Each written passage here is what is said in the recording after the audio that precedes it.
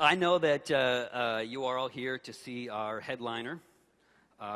My personal friend for the last 19 years, our technology director at id Software, the smartest guy you will ever meet. It is my honor and privilege to introduce tonight John Carmack.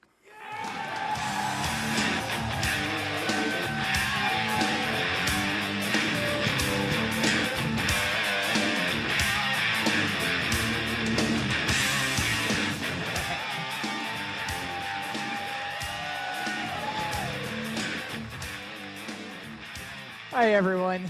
So, I know last year I wound up talking for 3.5 hours and overrunning some of the tournament broadcasts, so the idea was to attempt to shorten it down a little bit, but when I went and took notes for myself about all the things that I wanted to talk about, there was like 300 lines, so we'll see what happens. Tim will probably cut me off if I wind up running too long. So there's an amazing amount of exciting things going on in technology now that affect gaming and the larger ecosystems that we work in. And a lot of it's just fascinating in so many ways. But the thing this year that's sort of the elephant in the room that we can't go without talking about is the console cycle, where we went a lot of years with the same console platform, and it was good for developers and console players. But it was, if anything, getting a little bit stale considering how long it had lasted relative to previous generations. And now we have the heavy hitters with Microsoft and Sony coming out. Now, obviously, I'm still under NDA, and I can't talk about really juicy technical details, but there's enough out in the public record that there can be some discussion about it.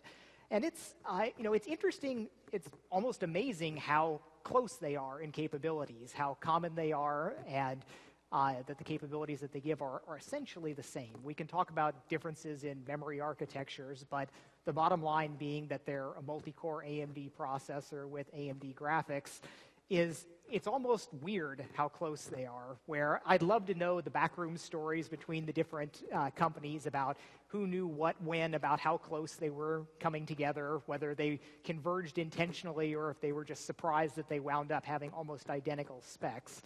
So in the near term, it's clearly going to be a good thing for developers, gamers, an excellent thing for AMD. We've got, it's really interesting considering 3 or 4 years ago when we were looking at where we thought the next console generation was going to go, at the time we were really thinking that there was a possibility that we might wind up with an all-Intel world, where Intel with Larrabee as their CPU-oriented GPU might go out and push really hard on the console vendors and maybe even sweep the field. There was a thought that Intel has resources that almost no other company has. They have certainly the best process technology. They have some of the very best silicon engineers, and they've got boatloads of money that if Intel wanted to go in and make a mark here, that they might go in and potentially even buy the wins to make offers that the vendors couldn't refuse. And Larrabee was very interesting when you looked at it as something that was different than the CPU talking to the GPU world that we've had for a long time now.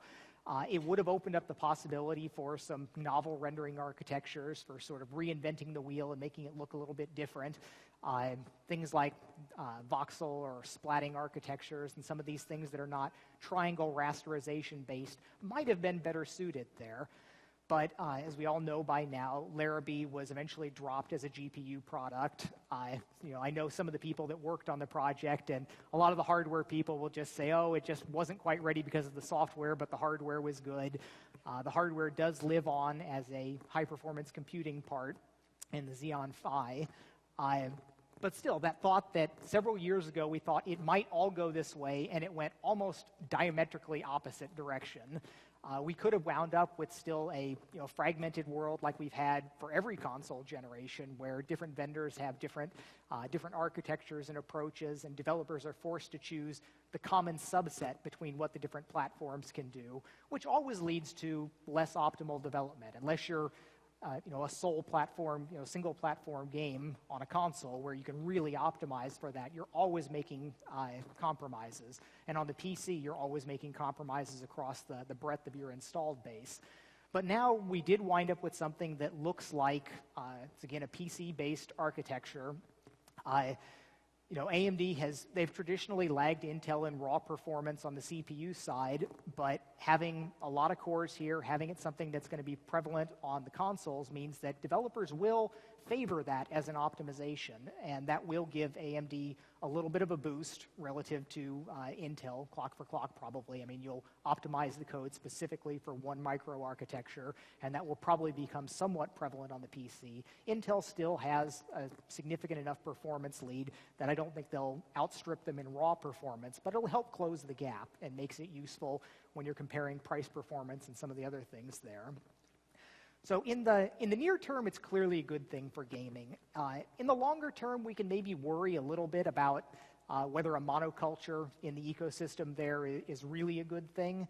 I suspect that we're at a mature enough point in game development that it's probably not particularly harmful, that making radical different changes are so traumatic that we can coast for quite a while without having to really fundamentally reevaluate the things that we're looking at.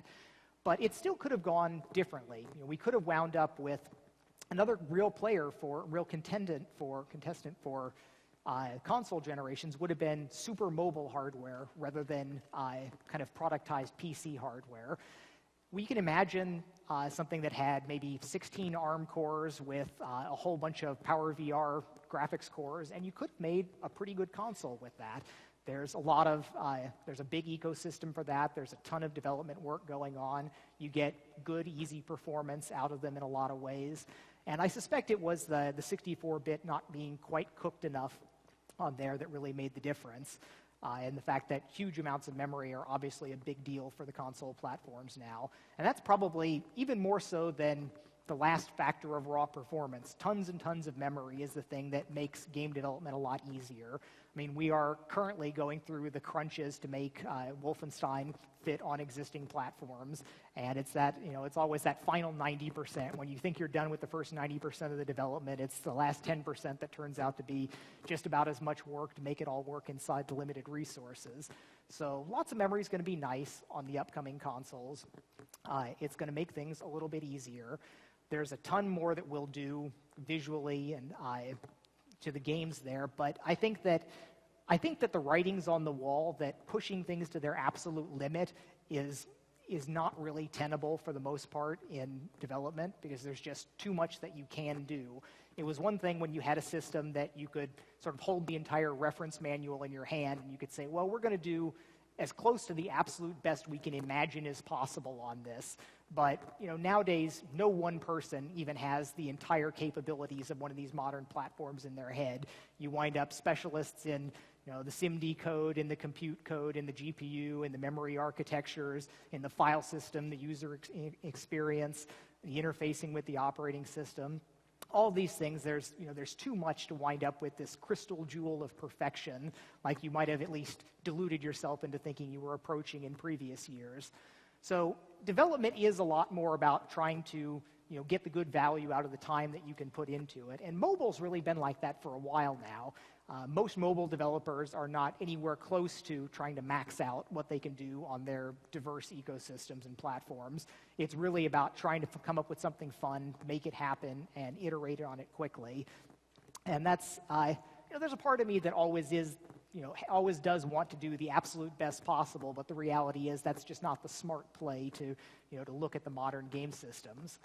And we've got comparing the two big players right now. I mean, well, we should first say that the other bit players it's interesting to look at where the Wii U, I always thought that the Wii U and the Vita would be great targets for Doom 3 BFG. We should be able to bring that over directly, but it's not something that's generating enough interest on the publishing side of things because they're somewhat marginalized platforms, and looking at the adoption of them, it's certainly got to be a little scary even for the mainstream consoles, for the big ones, whether there will be the relaxed expectations of what they can move through on there.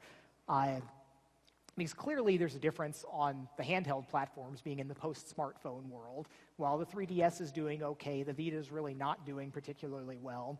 And a lot of that has to come from the fact that we have not quite as good gaming platforms, but everybody's carrying a pretty good gaming platform already, and selling a new one into there is a little bit of a harder sell.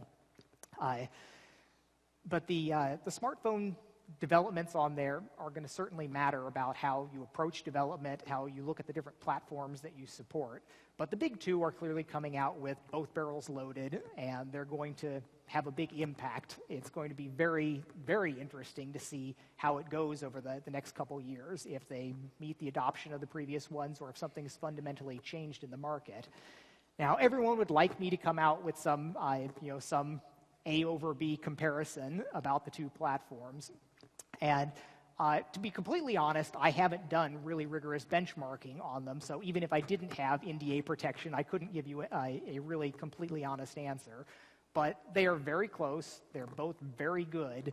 Sony, it's no secret that in the previous generation I favored the 360 over the PS3.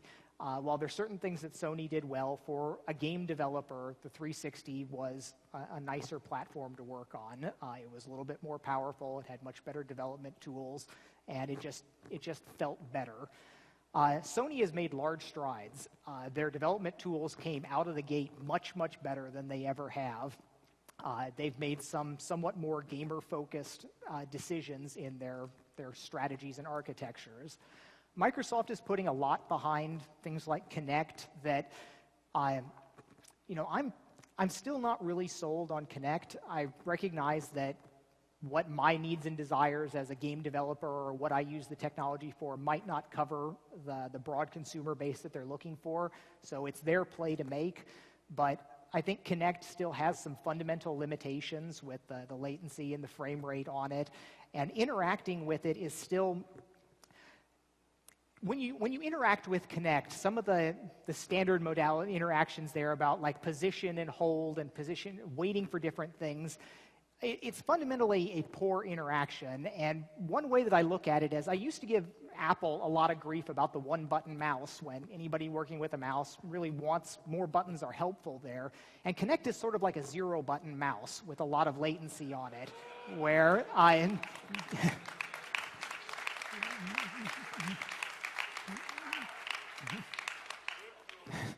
where you move around and you select something, but because you can't like snap your finger at it and make something happen, you have to like wait for a time period or have some other trigger section there. And things like the PS Move, where you're maneuvering around and you've actually got buttons on it, or something like the 6th Sense Razer Hydra, where you've got position tracking but also buttons to click, I think have some fundamental advantages. Now, it's possible that as we get finer and finer grained control of the tracking, that maybe you can start telling intentional little taps of the finger in virtual space, and that will help some of it. But I'm still not completely sold on it.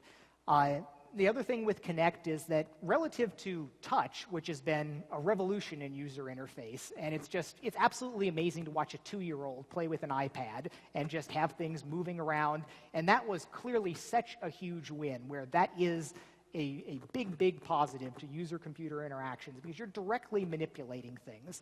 Now, Kinect, as far as waving your hands around and moving things, it is still at least a directly proportional interface like a mouse, where you can say, I'm moving 6 inches here, and it's going to be proportional to that 6 inches of moving, which puts it into a better category than like analog thumbsticks, where you're integrating your motion over time.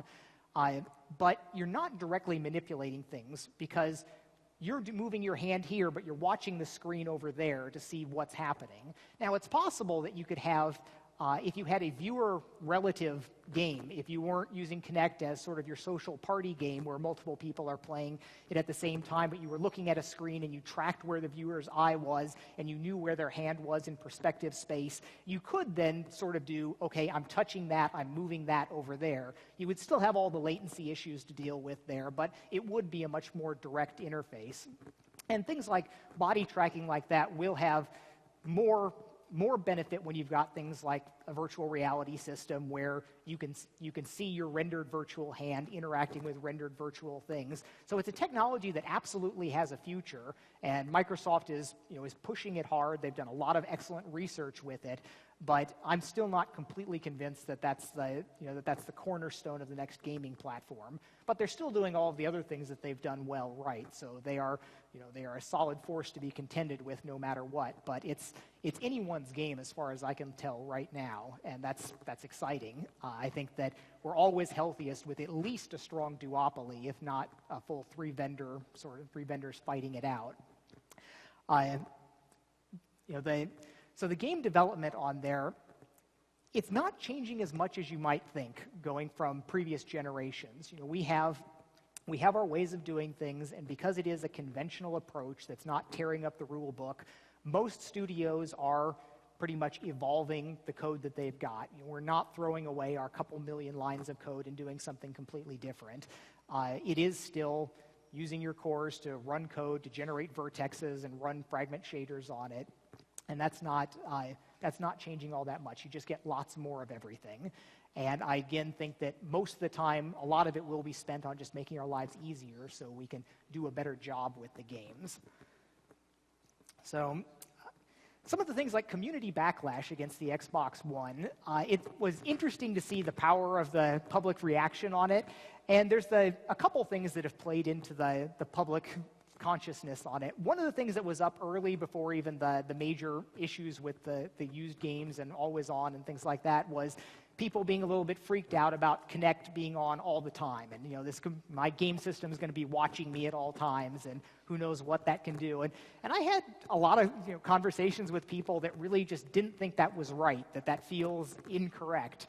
I am completely confident that that's a very temporary sort of vision about things, where if we go back 10 years, the idea that everyone would be carrying around a phone that has your GPS located position at all times would cause a lot of the tinfoil hat crowd to go absolutely crazy. The idea that, but the government's going to have backdoors into all of these, they can turn them on and track everything where you're going.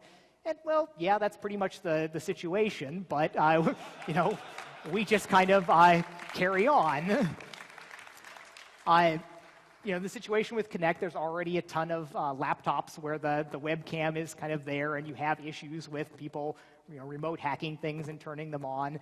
And I wouldn't be surprised if there's not some absolutely terrifying hack that happens at some point that is a huge media issue with it. But we will just get used to it. A lot of these things are inevitable, like the people talking about Google Glass and the issues with people carrying around having cameras recording things all the time. I think that's going to be a net positive for society, having this sort of ground truth that's retrievable in many cases in a lot of things. But it does have sort of social transition issues that we're going to have to feel through, as those are adopted.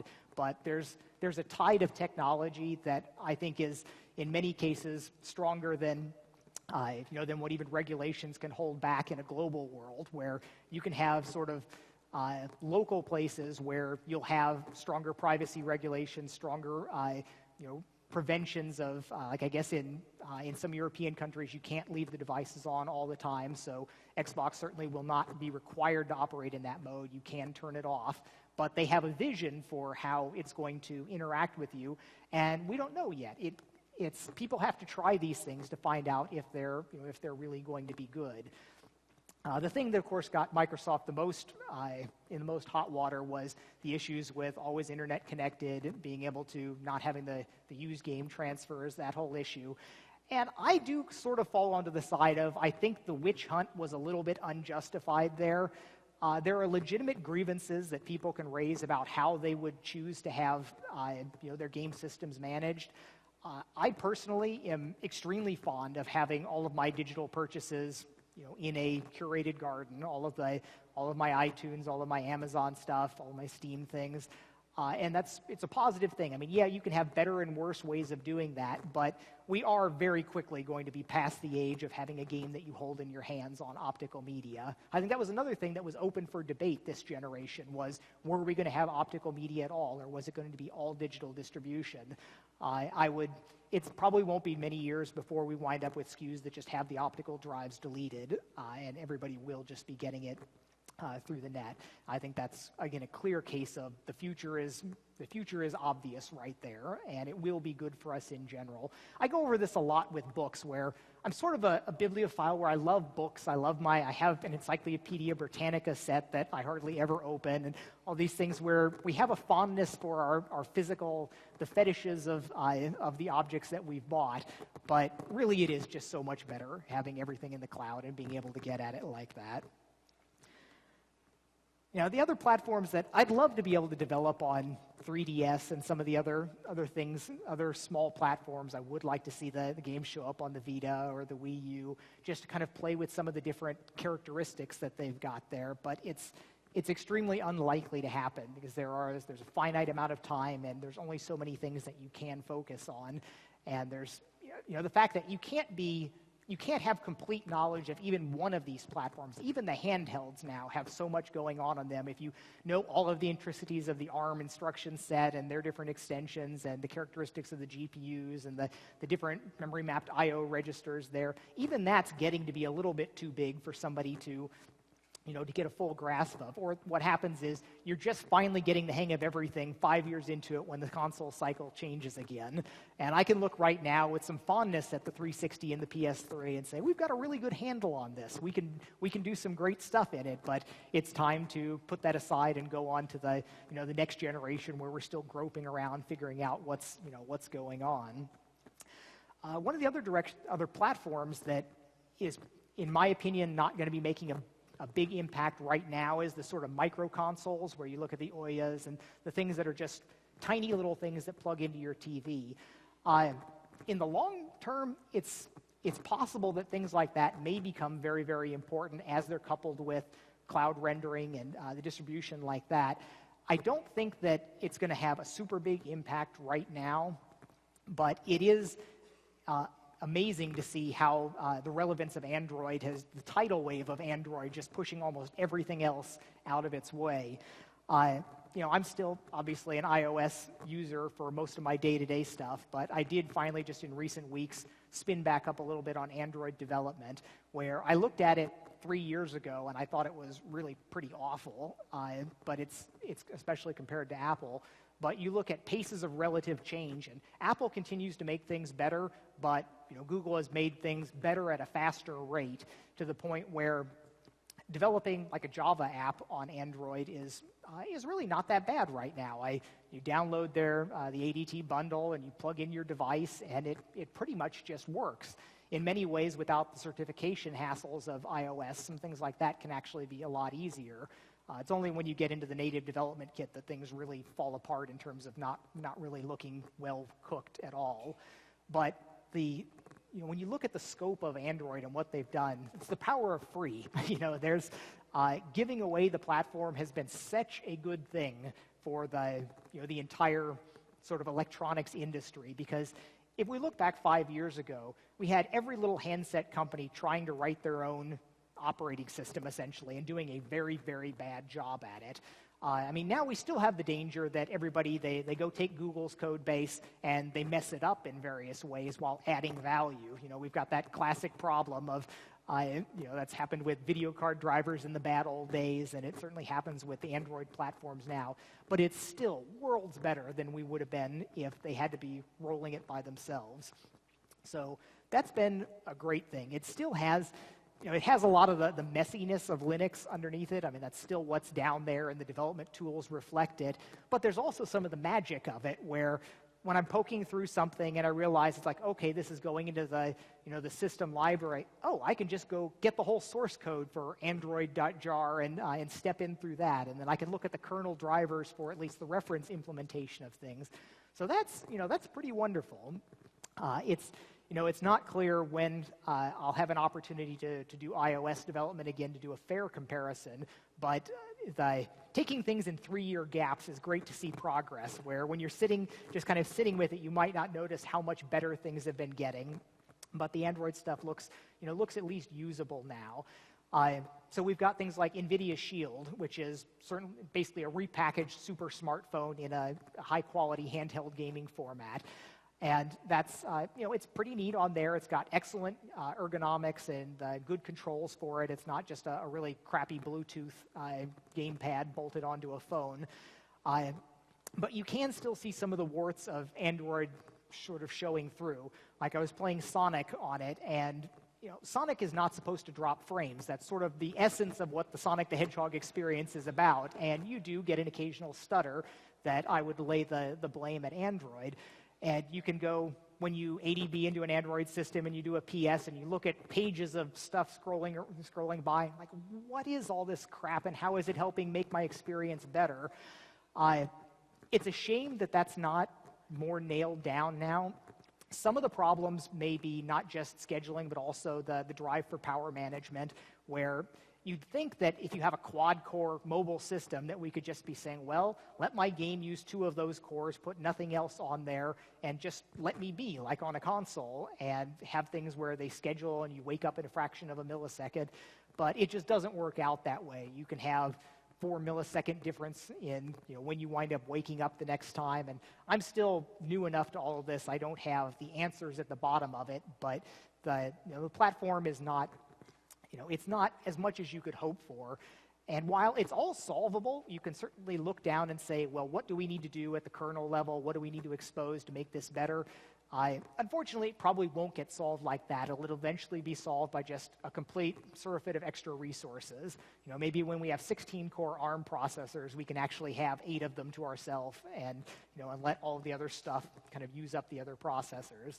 And that's sort of what what Microsoft and Sony are doing on the big platforms, is reserving processors for the other stuff they want to do. And as a game developer, if we know, okay, we've got 5, 6, 7, whatever cores that are really ours, we can work with that. And we would rather work with that than having kind of random unknown things popping up and bothering us. Cloud gaming, again, I've been saying this for years. I think it will have a big impact. And while OnLive hasn't set the world on fire for anything, things are still progressing. It's, again, people will look at bandwidth or latency and think, it's not getting good enough, fast enough. But years go by and things just get a whole lot better. We have a ton of bandwidth coming to a lot of houses now. And while it's not everywhere, just like you don't expect to be able to play your Xbox in the car, there will be places where cloud gaming is just not appropriate. In your backwoods cabin with the satellite internet link, it's not going to be a good idea. But there's going to be plenty of places where it's going to be practical and it's going to offer really strong advantages for the consumer. Being able to kind of pop in and out of all of your games as fast as you switch web pages, being able to architect games for huge back-end clouds that can take care of resources where it never even has to go to flash. It's always swapping from somebody else's RAM in the cloud. Being able to have completely fair network play without any local prediction, being able to run them essentially as split screen with people in multiple places. So there's a lot of advantages there, and I think that there's I would bet that there will not be another console generation like this where we think about the Microsoft box, the Sony box, after this one. This one's going to last. This generation's going to last a long time, and I think it's likely that some combination of mobile devices, generic players, cloud streaming, and some other devices will wind up sort of fragmenting that around a lot of different front and back ends rather than having the platform that's being developed on. But whether that's basically, you'll have to come back in probably 8 years from now to see whether that prediction comes true, because this console generation is going to have a lot of legs to it. So we've got all this power now that we've got on the PCs, when you can put in multiple Titans into a PC box and render just absolutely incredible amounts of flops and vertexes and texels. So what do we want to do with it? I think that the most important thing is trying to make the game development faster and easier, more iterations on creativity, because I do think that we are fundamentally creativity bound at this point. We can make the graphics a lot better. It's easy to imagine the limit case. So if you look at some fabulous Blur game trailer that's made to just make something look unbelievable, the state-of-the-art in offline rendered graphics, and they look pretty sweet. There's amazingly good stuff there. But a lot of what's amazing in game trailers is the director's view. It's the scripting and the layout of what's happening there. Something that I would love to see, and it would be expensive, and nobody's probably going to do this to satisfy idle curiosity, but I'd love to see somebody take just a random snippet of someone's game. Just, you're playing this game, let's just take 5 minutes somewhere midway through your game and give it the full offline rendered trailer treatment on there. And if you said, if we just applied unlimited graphics power, how much better would the game experience be? And I suspect not all that incredibly much. We can already do a credible job of rendering anyone's creative vision in the game. We still avoid some of the hard cases, some of the things that don't come out really well. We're not going to do a ton of furry creatures and deformable tribal worlds and things that are still kind of hard. But we can do a good job at anything that a creative director can say, this is going to be the greatest game ever, help me draw it on the screen. We can always make things a lot better. There's a lot of advances going on. There will be continuous improvements, but it's not going to be set the world on fire, that this is the game that you have to buy because the graphics are prettier. There are a lot of things that we should stop putting up with, though, things that we are sort of used to. It appalls me that we still have people that are targeting 30 hertz games for next generation. It's not that hard. It was hard to hit 60 on the current generation. There are scars in the code base and on the developers that let us make it to the quality and performance level that we did. But we've got a lot more power now. And yes, you can throw it at doing some crazy pixel shader to get some final little bit of physically correct lighting onto the screen and the pixels, but it's going to be lost in the difference in non-calibrated color between people's TVs, and I think it would just be much better for people to concentrate on smoother game experiences. And I see this where you see somebody talking about a very advanced rendering technique, talking about subtle differences in the specular lobes of the BRDF of this material, and there's a demo going with a tear line flying up and down the screen, where this is just not... priorities are out of whack, and we do get tunnel vision on our own little thing. I mean, graphics programmers as a whole, and then rendering people in specific there. But stepping back and looking at the whole thing, we should have complete, consistent frames presented. We shouldn't have a tear jumping around. A problem with that is that it means that you are limited to these notchy frame rates, 30, 60, 120 in some cases. And it means that it's harder for subtle performance differences to show. I mean, benchmarking is all about, do you get 32 or 47 frames per second? And if you're playing the frame rate game properly, the locked frame rate, that's not a valid distinction between them. Maybe you start doing like we do with resolution scaling, but it takes away one of the bragging rights things. I mean, that's sort of always the fun of the PC gaming rig culture of just the hot rodding for the modern days. But it's not necessarily in the best interest of the full gaming experience, rather than just throwing more of a moving the dial a little further over. We see a lot with some of the graphics things that we still have DXT compressed textures that turn a lot of things into garbage, and it doesn't matter what you do with the fragment shader there, if garbage in, garbage out. But even if you step back a little bit more, where the normal maps that we use for everything are everybody bakes 8-bit normals. And interestingly, even with the first GeForce that supported sort of normal mapping, NVIDIA recognized that 8-bit normals really aren't good enough, and they had the 1616 high-low format to have, like, if you want to do a smooth compound curve like an auto body, you can't use an 8-bit normal map on it that's referenced in global space. It's just not good enough. So making some of these transitions where, okay, we've got a lot of memory, now we can just stop doing some of these things that we're so used to. Use some more uncompressed textures. Don't use certain formats.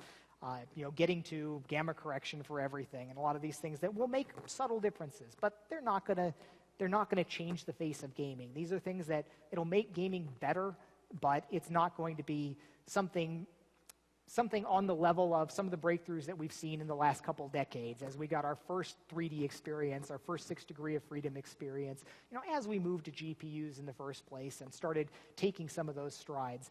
I honestly don't think that there is another stride of that level really left.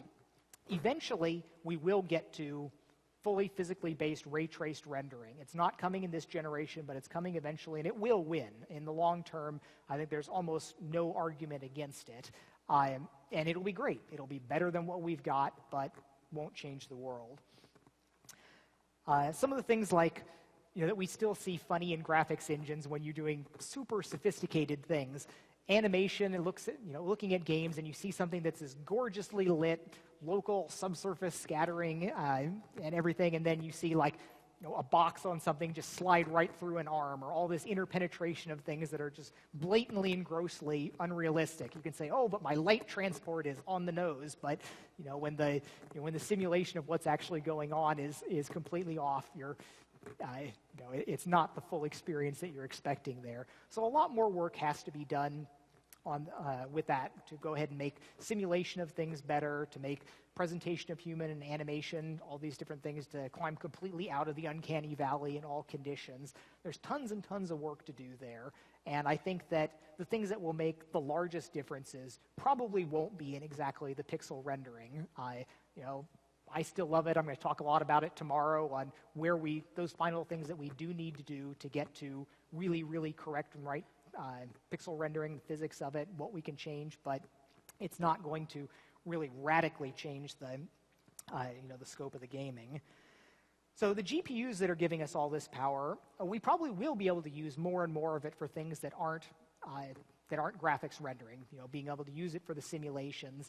And there's been, for a decade now, people have been talking about, well, we're going to be able to use this stuff to make better and better physics or better simulations of different things.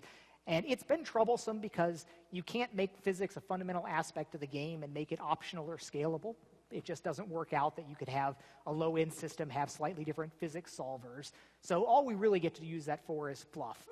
You get your cloth waving in the breeze, your grass, and your water surfaces, and all that's great. We'll get a lot more power from it. So faster and faster GPUs are still a good thing, even if you believe that we're past the knee of the benefit curve for pixels. All this power will still get used for useful things. And there may be some tipping point where we cross a threshold and we really can do something that's important and magnificent that just wasn't possible before. I don't have a suggestion for that, but it's going to be the things that people don't expect, where at some level of power and simulation fidelity, we're able to do something really cool.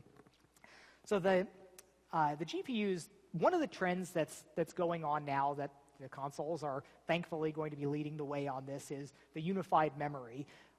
PC add-in graphics cards are very much swimming against the tide of history. Separate memory buses are the way things have been on graphics since the beginning. There's a lot of reasons why that's not a very great thing. Having to send things across the bus, having to manage separate memory spaces. We had to deal with that on the PS3 with the split memory architecture. And life is just much, much better when it's all unified. Intel is obviously bullish on this with their integrated parts, but there's a resistance from NVIDIA. They have their stranglehold on the super high-end workstation class separate add-in cards, and they don't have as strong of a position with integrated parts, so they cater to their interest, but leveraging the unified memory space is going to be where a lot of the advances in development and interaction with the GPUs goes, where we should be treating the GPUs just like another processor. We talk with 4 or 8 or however many cores of CPUs. We work out our scheduling systems. Sometimes we do have our critical sections and our locks and the things we have to live with on there. Right now, with graphics, that's pretty much hidden behind an opaque graphics driver layer, where we need to get to the point where we can treat the drivers, we can treat the GPUs the way we treat the other CPU cores. And that's going to involve the vendors giving up some of their flexibility, and that's a hard fight, where right now, textures are still an opaque blob, and each vendor has their own way of organizing them. But forces are battling this, where we have, everybody has to support native formats, everybody has to be able to render to and texture from them for the Android platform, if nothing else, for the compositors, for running on, whatever you're doing with Windows and the Mac. So we have to have this generality at least at that level. But I've been calling on them to document and expose all of their, the texture formats you want to use, the tiled and swizzled formats, because there's a lot that we can do to make things better. Right now, it's especially pathetic on Android. If you want to load a texture in on Android, you wind up loading it into Java, making a native buffer, passing that native buffer to the driver, which will copy it into some other place that maybe will be GPU related. And you've got at least 3 steps going through here. And what my vision for the future of a lot of asset management is all of this should just be memory mapped in a 64-bit address space. It's all going to be backed by flash. We're not going to have this 15 millisecond rotational latency to deal with. But to be able to back something with a memory map file, we need to know exactly what the data looks like. So we need to know what these formats are. We need to know what limitations there are on tiling and alignment and so on.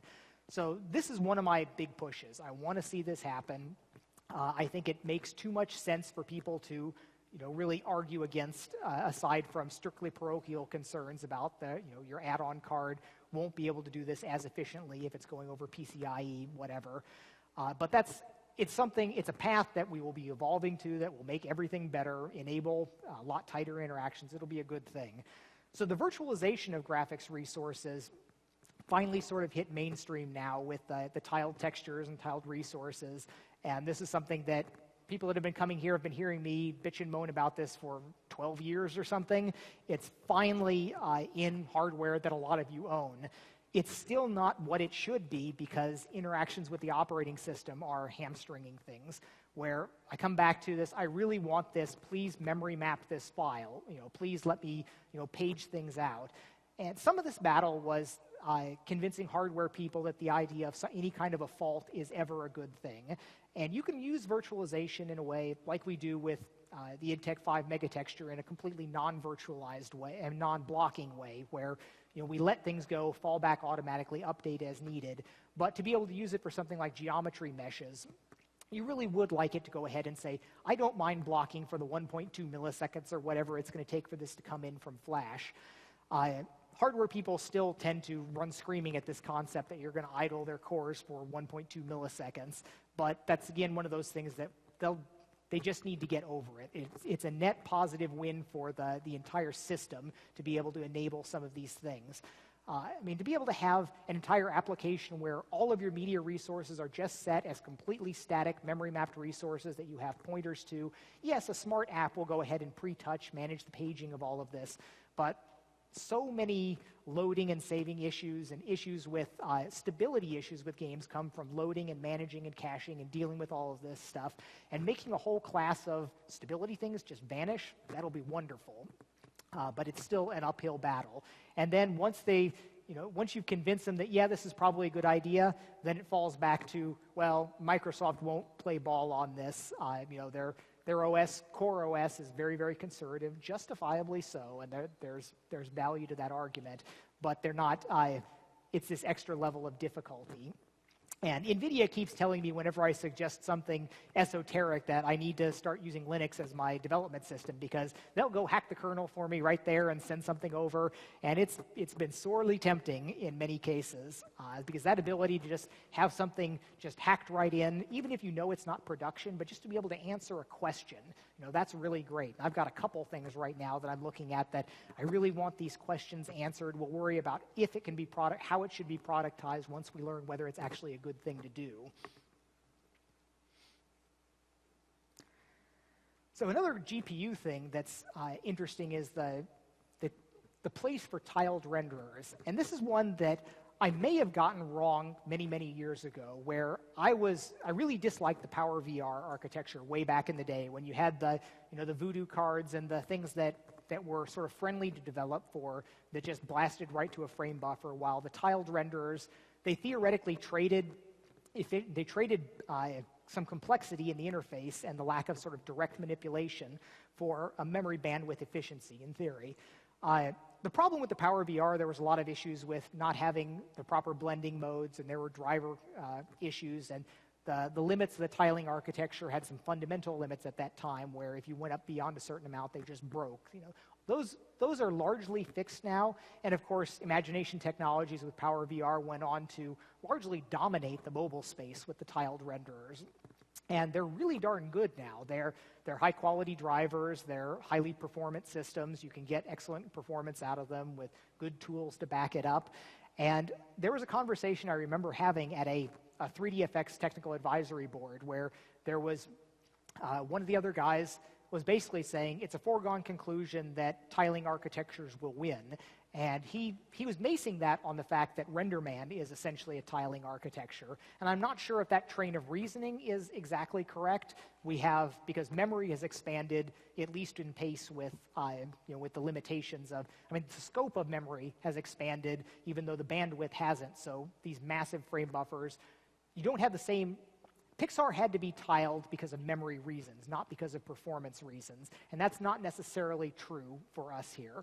But they've done certainly a good enough job that, like I said at the beginning, it was credible that you could have imagined a next-gen console by Microsoft or Sony having scads and scads of tiled renderers. They scale really quite well in many cases. So I'm not sure where that's ending up. We do wind up with essentially untiled architectures for the current graphics system, so there's still life in them yet, and that's going to be interesting to sort of follow on. And I am taking way too long going through these. So I still think that the real action and the things that make a difference are in I/O devices. What we do on the screen makes a difference, but what you can do that's not a screen can make more of a difference, or what you can do to make it better. Displays are remarkably good nowadays. I had a couple experiences just in the last couple months where I was looking at something, I was in a shop, I saw something up there, and then I was startled when it moved, that it was a video signage rather than just something statically printed there. And one time I pulled my iPhone out of my pocket and it had a room card key stuck on the top right inside the bezel. And I spent a moment staring at this going, how did this image get on my home screen? Before I realized, like, oh, that's a physical card placed on top of stuck to the screen of my phone. So we are really most of the way there with display technologies when I'm mistaking displays for reality. But there's still things that can get better on it. It's great to see some of the things like viewing angle is almost a dead issue. There's improvements that can be made in pixel fill when you get up really close. Like if you look at things under magnifiers, like in a head-mounted display, you can complain about gaps between pixels, but that gets addressed as resolution gets better and better. And displays are amazingly cheap. There was a picture of me that was in some magazine that showed me with two LCD screens, square aspect ratio, that were 1280 by 1024 many, many years ago. I paid $10,000 each for those IBM displays. And you think about for a couple $100 now gets you a good 1920 by 1080p display. That's the miracle of modern electronics, and that's a really, really good thing. About the only thing that's not going well in displays is latency, and there is a trend to more and more things that happen between the bits going in the HDMI port and pixels lighting up on the screen. Now, there's more adoption of gaming modes. The NVIDIA is pushing pretty hard on the manufacturers at chip level to make sure that a gaming mode does the right thing, that it feeds through directly and doesn't add latency. It's a little bit tricky when you think about things like if you're feeding a 1080p signal into a 1080p display, then it's obvious what happens. But if you're feeding in a 720p signal, then it's got to be refiltered at some level. And that's another thing that gets done wrong all the time. They're not gamma correct usually in the resampling. They may do various other filters in it. But what we need is a bit going over the data stream. And this comes into the whole, oh God, how do we corral all of these people? So we need something at the driver level. We need something at the hardware level. Then we need something on the TV that listens to this and actually does something different. But that's what we need, is anything that's generating an interactive signal, something where you're doing something and it's generating an image based on what you're doing, should be in no latency mode, no processing. Because a lot of the processing that gets done is sort of assumes an MPEG compressed stream, and games are not that, and that should be turned off, because in some cases it's generating appalling amounts of extra latency. So that's one of the things that has sort of regressed a little bit. And that happens in a lot of areas, actually, where you get bandwidth increases at the expense of latency. And sometimes clock speeds go up enough that the latency decreases in an absolute sense anyways, but we've hit limits on clock speeds in a lot of cases. So now, as we're increasing bandwidth, we're getting more latency. And there's a lot of just sloppy programming, not knowing that it's important in all the different cases. But that's something that I push hard on, and I'm hoping that there will be continued improvements in that. Resolution, we look at phone resolutions when you're at Retina display, and Retina display, as it's termed now, doesn't mean more resolution isn't beneficial. You can still see aliasing if you look at a wireframe rendering going on a phone at a normal display distance, but it's pretty damn good. I would be, as an image processing or as an image rendering producer, I wouldn't be too sad staying at a 1080p resolution and concentrating on getting the anti-aliasing right and all that. It's nice right now, and it might be a brief window where 1080p usually does mean 1080p pixels. The 720p was not like that on hardly any displays. They were always resampling, and that was a bad thing. So I worry that more resolution, if you start getting displays that have 2.5K resolution, then those are going to be resampling all the input signals. We're going to go through all of these same problems again. There's going to be more latency added, more non-gamma correct upsampling, all sorts of problems. But it does look like the industry push for 4K is gaining momentum, and it seems almost ridiculous to me that but it's going to happen. The electronics people need something new to sell, so they're going to make 4K happen. It's not clear to me that that's going to make a huge win on people's walls and displays. The selfish thing that it is going to be great is it's going to be good for the place where we really desperately need resolution is the head-mounted displays. When you're looking at your PC or your TV screen, resolution is pretty good. Maybe it's not everything that you'd want, but in head-mounted displays, we really do want a lot more resolution. And we're going to get it, not because the display manufacturers particularly care about that market, but because they need to have bigger numbers on it. It's the megapixels race on it. And we're going to have, it seems ludicrous, but we're going to have 4K tablets and mini tablets in not too many years. And that'll make just a dandy head-mounted display for that. So there's going to be some value coming out of it, but I think that is kind of going beyond the knee of the curve in benefits to consumers again. Refresh rate is something that there's room for improvement there. A lot of displays now do 120 hertz internally for 3D shutter glasses, but very few of the consumer devices take it as an input. And even a lot of PC monitors, you have to hook it up with just the right cable and enable it just the right way. But a 120 hertz display is noticeably nicer. It's not going to change the way you look at things or make your jaw hang open in astonishment, but it's nicer and smoother, and it affects everything. Everything on your desktop is better with, at 120 hertz. So there's room for hoping that goes. And in our limited bandwidth budget, I'm afraid that it's going to come down to more resolution, where doubling the resolution versus doubling the frame rate. At this point, I would take doubling the frame rate. At different points, there would be different trade-offs between that. But I just hope that whatever bandwidth we get, we can choose to deploy as frame rate in addition to resolution. The actual stereoscopics for shutter glass TV is still, it's not a world-beating feature. When you set it up with all the right parameters, if you have your stereoscopic screen set up with the parameters set so that it is an extension, your field of view at the distance you're sitting for that size of screen, the field of view is correct, the projection matrix is correct, and the separation for your eyes is correct, it can be a really powerful experience. You can have that sense of, I can put my hand through the screen and grab that thing there. But there's a lot of reasons why you almost never actually see those set of parameters. In fact, one of the console vendors has a limit on the maximum screen separation, which is somewhat below what you would like to put on it.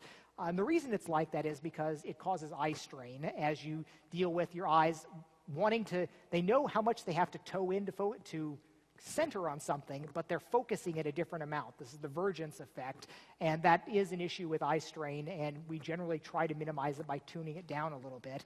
But you also have lots of issues with the game content that we're putting in, where if you have your monitor a certain distance from you, that would mean that in-game, if you were doing it all exactly right, you would not be able to show on screen something that's going to be closer than that, where in first-person shooters, you've got the whole issue of your weapon, which is positioned in this aesthetically pleasing orientation and field of view for two-dimensional rendering, but it's just wrong for 3D, and it's not completely clear what we want to do on there, where ideally you would have something that if you've got your screen out there, you want something which will only be like holding it sort of, at a distance that's not realistic, because if you hold it at normally, you can project it onto the screen, but then you've got something falling off at the edge of the monitor, and that's another eye strain-inducing thing that causes problems.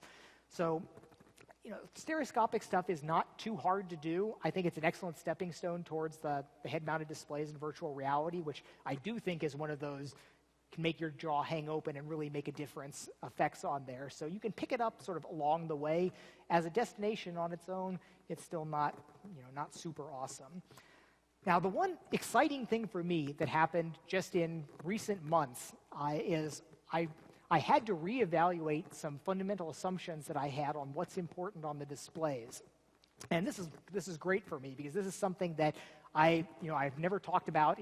I haven't talked about in the previous talking about displays, but the issue of persistence and judder, where Michael Abrash's team at Valve has been pushing hard on this. And the first time I went and talked with them about it, I was really skeptical, where I'm like, no, I want a 120 hertz display. That'll fix the problems that we have with 120 hertz OLEDs, problem solved. That was my position. But they went and they've built some test hardware, and the best way to win an argument is to build hardware and prove it. And and it's great the way they did this. They basically knew they wanted OLED displays, so they pulled apart Samsung Galaxy 4 phones, and they had their hardware hacker guy make an interface board that lets them drive a pair of Samsung phones directly from a PC on. And then they added this extra circuit to be able to change the persistence globally on it. You can tap a button while you're going through changing that. And I put on their prototype, and 20 seconds later, you're right. This is absolutely important. I retract any statements that I made about the lack of importance of persistence. It's a compelling thing, but it makes some. So, and there's a couple really interesting things about this. CRTs, back in the old day, had essentially no persistence. I mean, really old CRTs would have long persistence phosphors, but the CRTs that we would use for monitors and gaming had extremely low persistence. The electron beam swept over, and the bright spot was gone in microseconds. Now, when I look around online, there's a class of people that have been really bugged by the transition to LCDs for things like apparently watching sporting events, which is something that I never really do, but the people that really pay attention to watching their Super Bowl game, that a lot of people thought the experience once we moved to flat panels has just been worse than it was on a CRT. And I never understood really what they were talking about until I was able to look at it more from inside out on the head-mounted display perspective. And there's a good example. The problem is, if you're looking at something with a CRT, or most displays now, they're on all the time. It's fully persistent. That was great because there was none of this 60 hertz flickering, eye strain issues. The displays are solid. They look like the reality signs. So it was good for all of these things. But when you have something move, it brings up the fact that instead of like moving smoothly, it's all here and then it's all here. Or worse, when you're tracking something in a head-mounted display, this pixel that's here and it's going to change to something else, the same pixel gets dragged as you're moving your head, so it smears across this area. And what I originally chalked up to motion blur being crummy LCD switching times, when I would see, like, if you put on a Rift and you move around, you've got these, everything, it can be fine when you're looking at it, but when you move, everything smears and then comes back stable. Now, it certainly is a problem. There's a 20-something millisecond switch on the LCD. But even when you do that with an OLED that switches in a microsecond, you look around and you can't read something as it's moving. And you can do a test of this with any sort of smartphone device. If you've got text on something, you move it up and down, you can totally focus on a line and read it as it's going. But if you're scrolling it, even at a liquid smooth 60 frames per second, scroll fast and try to read there, and you can't do it the same way because you've got this persistence judder that blurs the text going. So it's an important deal. Now, it's questionable how much of a difference it makes for a conventional gaming experience. I did dig back up an old multi-sync monitor that I could run at 120 hertz low persistence, which would be, you'd think, much better than what this demo was. And it still doesn't make that much of a difference to me on standard gameplay. Now, I couldn't sync the demos that I wanted to on there because it was an old square aspect ratio, wouldn't take the other stuff. So I couldn't make a completely fair comparison. And I think that's still a worthwhile thing to do, is go back and dig out the 10-year-old monitor and put your modern best-of-breed graphics engine technology experience and see if you can make it look better, if you can run something at 120 hertz. Is that better than looking at or 60 hertz low persistence, looking at an existing display? And I don't know, but for a head-mounted display, it's a world of difference. But one of the fascinating things that comes out of this is one of the other technical directions that might be happening with fully persistent displays that's frustrating that it hasn't is non-isochronous updates, where right now we update 60 times a second, clockwork. And that's why we have vertical tearing or sync tearing when you swap, because you swap in the middle. In a lot of cases, for a lot of displays, what you'd love to do is just say, well, I'll tell you when I'm done. Here's the entire frame. That would mean all of the hot-rodded PCs, it's better to go 62 frames per second than 58. It actually makes a difference, or even 37 versus 35. Any amount that you go better would be an improvement in smoothness. There would be a positive thing to that, and I've thought that could be run in by mobile devices that care so much about power consumption. So and that was in the DVI spec, again, 10 years ago, but it hasn't really come about. It probably will in coming years for mobile stuff, but that's directly in opposition to this low persistence display issues. Because for low persistence display, you're just flashing an image on a regular basis. So you need an isochronous display. It needs to be happening at a particularly relevant regular time period. So there are two directions that both add benefit but are absolutely contradictory to each other, which is going to be interesting to see, kind of see how that plays out. So my hope for this, the other thing with that, with the low persistence, is that 60 hertz is not good enough. 60 hertz was really not good enough even looking at your monitor. On a TV set, when it's a long ways away and it's sort of in your foveal region, it's okay, but it always flickers when it gets out to the outside of your view. I put this in a head-mounted display, and most of it's covering your entire field of view at 60 hertz is completely and utterly unacceptable. I thought that 120 hertz is certainly good enough. Valve's running their stuff at like 95 hertz, which brings up the question that I was lamenting earlier about why can't we have game developers even make 60 hertz games when there's still people looking for 30 hertz, saying, well, now we got to do 90 or 120 hertz. That's going to be a challenge. That's not happening in the real near future. But one of the most exciting technical research things that I did in the last year was this notion of time warping, where you take an image at a particular orientation and rendering, and then you warp it to be rendered for a different position or orientation or time. And that, I'm hoping, is going to be the solution for this, where we finally have a hard real-time situation where 90 or 120 times a second, we absolutely have to deliver a new image, no ifs, ands, or buts, but perhaps that image is coming from a source that's only updated, maybe even only at 30 hertz. So that should allow completely smooth, like mouse look or head look on there for transferring the rotation or even slight movements, but it won't handle anything else in the world. So you've got, if you have your drifting snowflakes in the air, probably won't care if they get a frame here or there and a slight stutter, but if you've got some performance art thing happening in front of you, that may matter. So what might happen is you could imagine taking the reviled motion interpolation technology from consumer television and coupling it with the time warp presentation technology, so your world is always 30 hertz with 1 frame of extra latency there, but you use motion interpolation at an image level, maybe augmented by marking or depth buffers or the things that we can do since we know we create this stuff there rather than interpolating it from an MPEG stream. But you use that to generate 120 frames in between, and then you time warp the presentation so that you have no latency for the actual viewer. So that's something that might actually pan out. So I'm very excited at some of the research opportunities sort of in the next year looking at that, where we might be able to kind of get the best of both worlds, have our cake and eat it too. On the input side of things, we've got, I'm only halfway through my list here.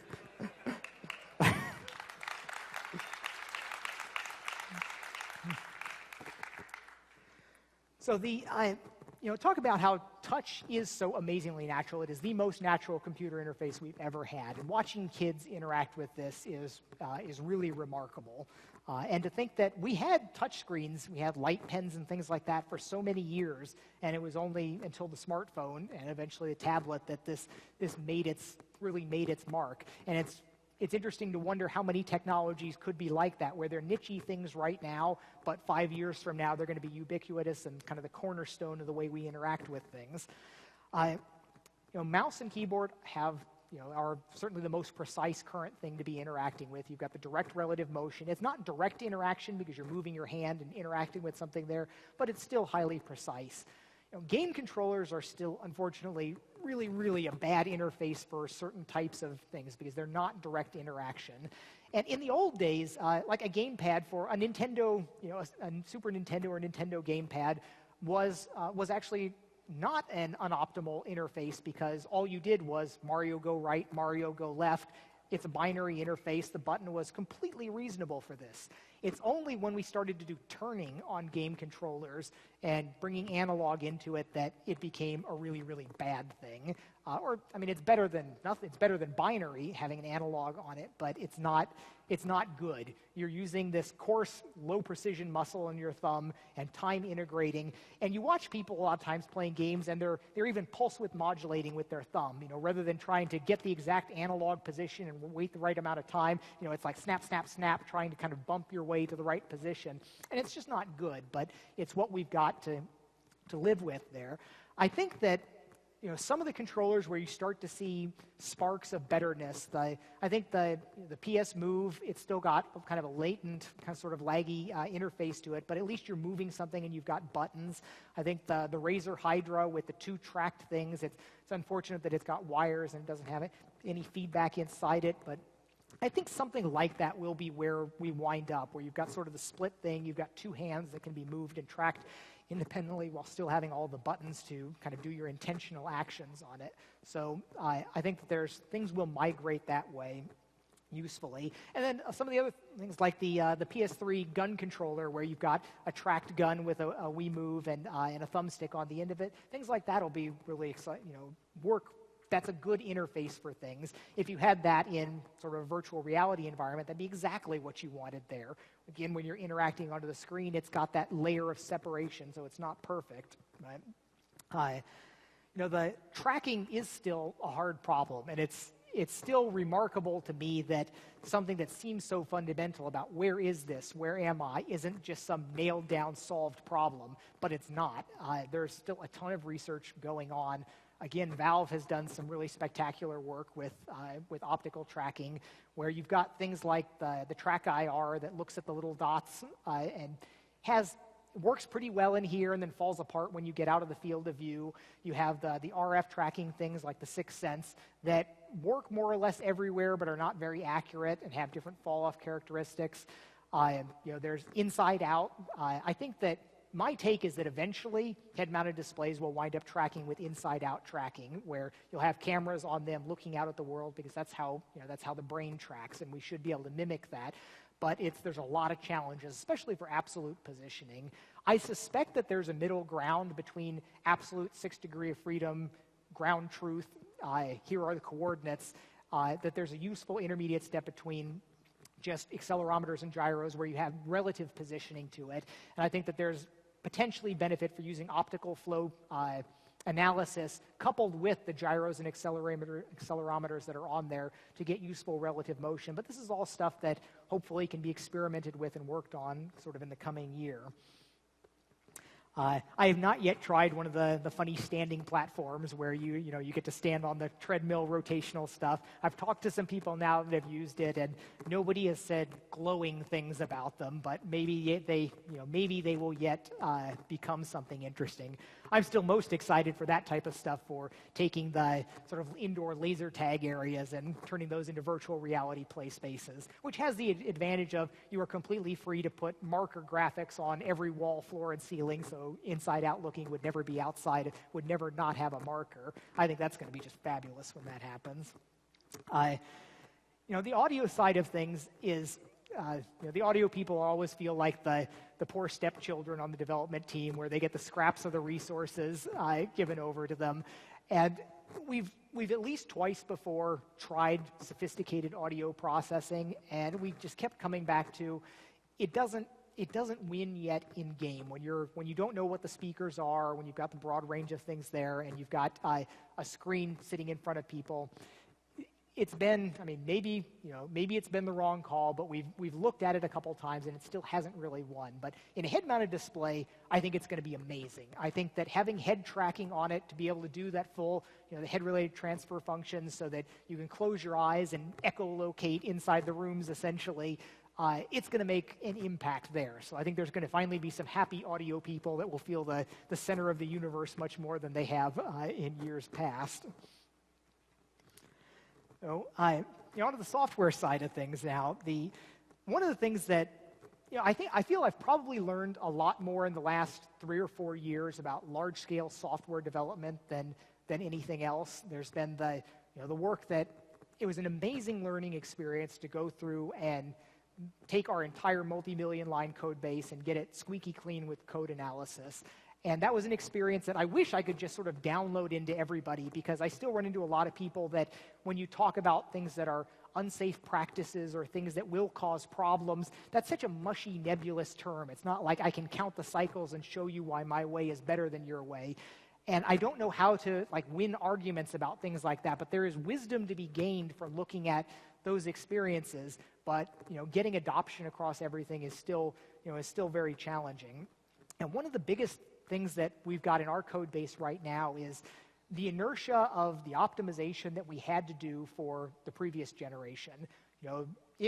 There are a lot of scars involved in getting the 60 hertz gameplay experience that we had for Rage. And a lot of the things that we did there just don't make so much sense now, and extricating them, unfortunately, isn't as easy as just saying, well, we're going to chop this out here and here because there may be something in the model importer that goes into the layout code, that goes into the manifold generation code, that finally comes into the produced baked model loading code.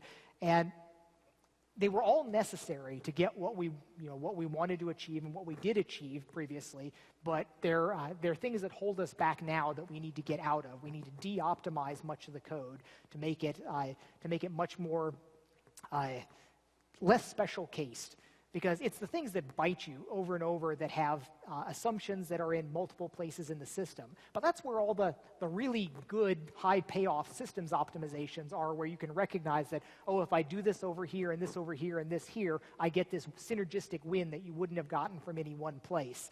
But those are also the things that are then harder to dig out of the code base later on. And we have a lot of that in our asset pipeline, the way models are imported, and things that we've tried to do for convenience, tried to do to make things nicer for people. That's one of the big lessons, is accept lenient is just a bad idea. And the web world learned this to billions of dollars of effort expended on that across browser compatibility from accept lenient, where you really want to be a hard ass about the assets that you take in, especially when you control them. You want to say it's either right or it's not right. And if it's not right, just don't allow it. Don't fix it up and let it go with a warning, because nobody will look at the warnings.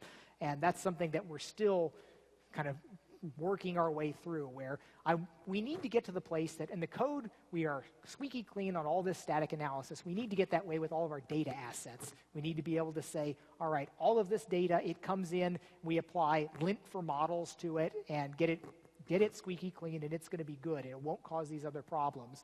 Where right now it's sad how much time we spend chasing problems where something comes in, it's messed up in some way, trying to infer what level of this munging process pipeline made it that way. So simplifying things in that ways is one of the big sort of strategic things that we're working on. But in general, this push for robustness first, then predictability, then performance. And we've been our code robustness has been really great with our stable code branch. I think that we've had really high quality software. All of the import pipeline,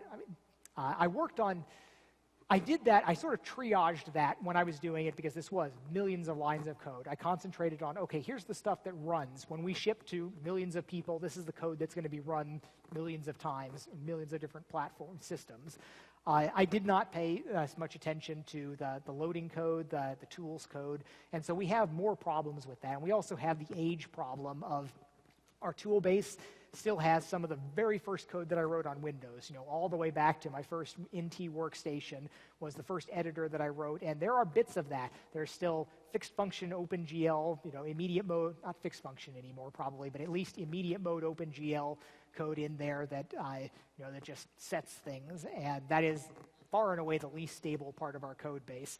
But you get into the question of, well, you don't just stop the world and rewrite everything. We've done a few big initiatives with a couple large-scale changes inside there, but the framework that it's working inside is still this creaky old thing.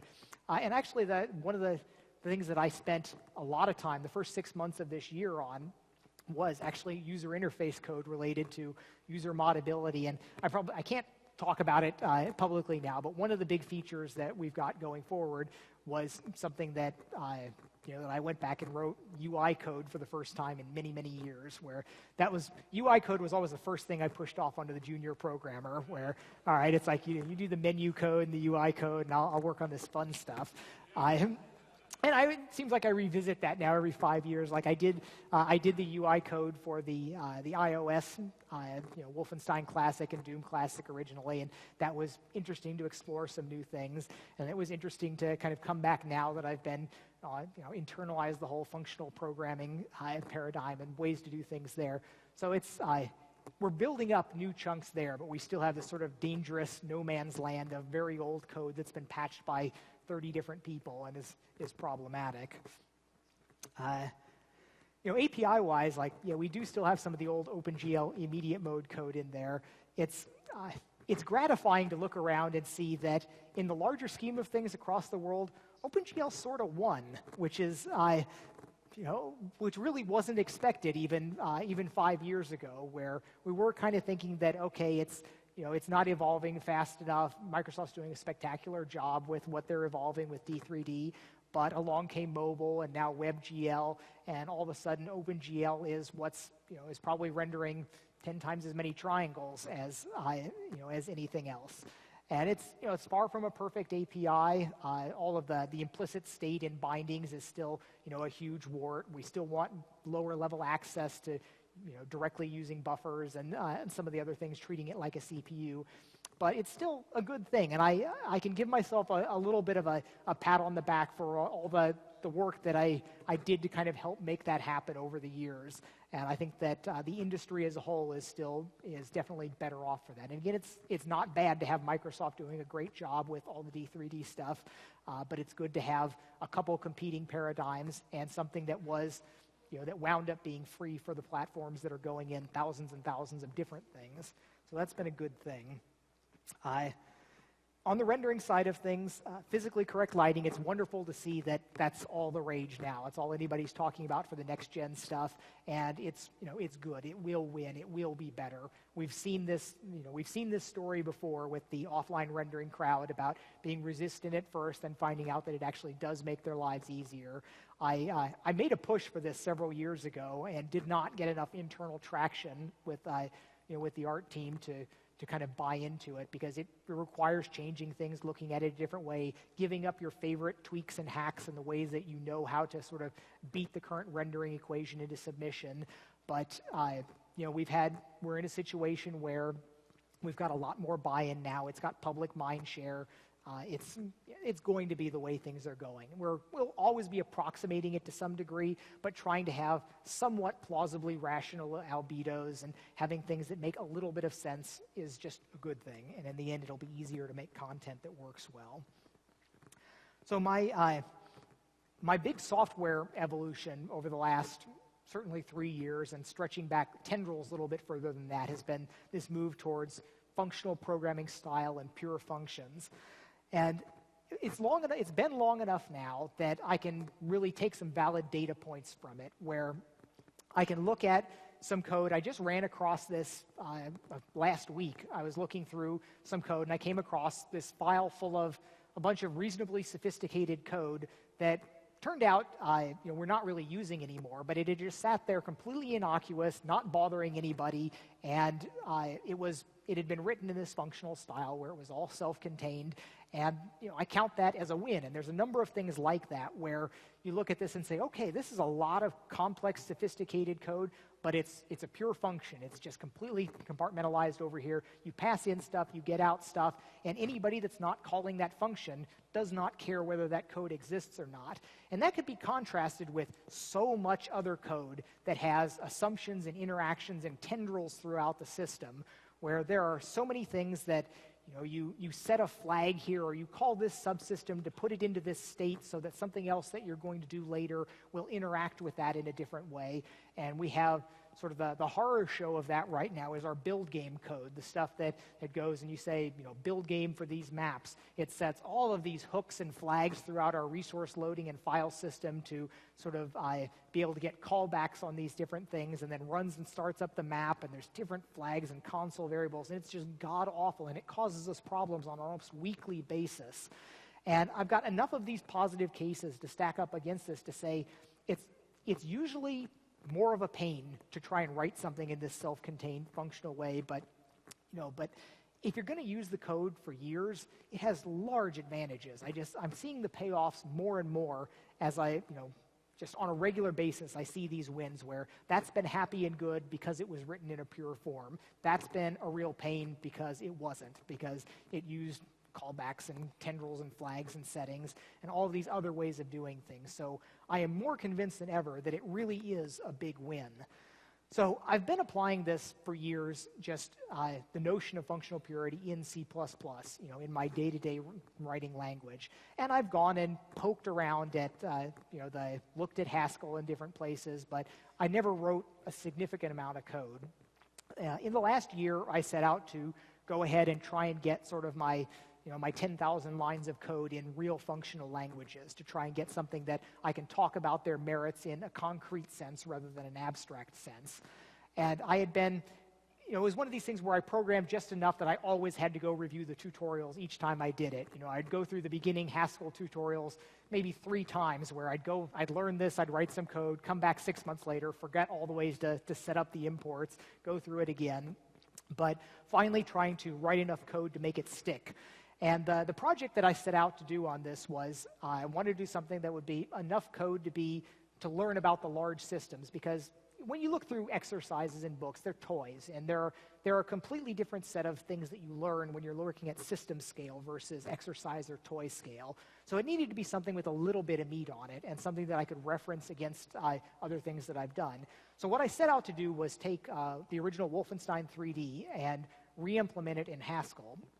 So I started off with loading the assets into there, which are in this god-awful old format, back when I was fitting things on floppy disks, and I was reinventing compression methods for myself. So it's some RLE on top of very badly bastardized, independently invented LZSS thing that's just this messy binary format, which you'd think, okay, maybe this isn't the greatest thing for implementing functional purity, but it turned out that winds up being a lovely little bit of functional code to do that, and it's a fraction of the size of the C code, where you hear Haskellers and people talk about 1/10 the size of equivalent code, and that's probably an exaggeration, but I believe that some of this nicely commented clean Haskell code can be a factor of a few smaller than the C++ code that I was porting to.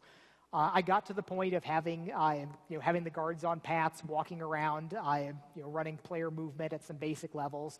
But I was finding that it's really difficult for me to work on something that's not work. I have this, I would pat myself on the back for tearing away and spending a whole hour on my Haskell research project every now and then, and I couldn't hit it on a regular basis. It was just not. I didn't have enough time to. I couldn't make myself take the time. I mean, I just have that internal itch that's like, oh, I could be doing something that's productive in the here and now. I mean, I know that it's good in the long term, but it's a little, it's a character issue that makes it difficult for me on that. So one of the things that happened then that was sort of a happy, good fortune is I'd always been poking around, and one of the languages that I would look at, I settled on Haskell as probably my functional language of choice to follow up on. And I generally still agree that that's one of the strongest directions. I'm still not completely sold on the value of laziness, so the people that talk about ML derivatives, they might have a point. I haven't evaluated side by side, so there may be something there. But one of the ones that I at least considered and rejected was Lisp. And Lisp has, there's a lot of history to Lisp. It's just about the second oldest, in-use language. It goes back to the 50s. And I've always had in my head Lisp almost up on a pedestal. There were things like, a formative book in my teenage years was Hackers, Heroes of the Computer Revolution. And a lot of that talked about the MIT computer crowd. And you had the building of the Lisp machines and the Lisp hackers and Richard Stallman's last days there. And that stuck with me a lot. And there's things, reading Paul Graham's essays, reading the Unix Haters Handbook, and the people that, that would still talk about these old Lisp machines and the values of it. Oh, and my favorite paper title now is, there was a paper by the people that became the Racket scheme system. And the subtitle on it is Revenge of the Son of the Lisp Machine. It was about programming language environments. I thought that was just fabulous for a paper subtitle. So I'd always had this sort of Lisp up on a bit of a pedestal, and I thought, well, it'd be great to have deep Lisp knowledge. Because I've heard plenty of people say, oh, just learning the syntax, that's not going to do anything for you. You need to write enough code to sort of get the zen of Lisp. And for years, for decades now, I've thought, well, that'd be nice, but I'd pay money if I could get the brain download to do that, but I just can't see myself ever having the time to do that, as witnessed by my trying to spend time on Haskell. I can't make myself spend that many. If I'm sitting at my workstation, I want to work on something that that's relevant to the current project. But what happened is I found out that just poking around, I forget exactly how it came to my attention, but there's a tiny little Lisp development environment that you can get on the iPad called Lisping. And it's this sort of visual editor. It matches up all your parentheses. And you couldn't write a real program in it, but you can write scheme in it and go through and do exercises, and it shows you the arrangements. And it's kind of neat. I look at that as, okay, the idea of visual programming has never really taken off, and we all still wonder whether at some point we can extract more of the structure of the programs beyond just syntax coloring, and we can do useful things there. And Lisp, with its nature of everything's an S expression and the homogeneity of it, has a lot going for it. And still, this is a trivial program, but what I found out that was just magical to me is that I have my iPad with me at like all of these times when I'm not at my workstation, and I found there were all of these little hours where I could be doing programming if it was on my iPad, because I'm at home sitting in on the couch somewhere, or I'm on an airplane, or I'm stuck someplace. I don't have my system, so I don't have that same personal guilt trip about not working on the work that that I need to move towards the next milestone, and I could actually do some real programming. So I picked up and I spent a decent amount of time learning Scheme, doing some work on the iPad, writing a few simple programs, write a KD tree builder, write a parser for something.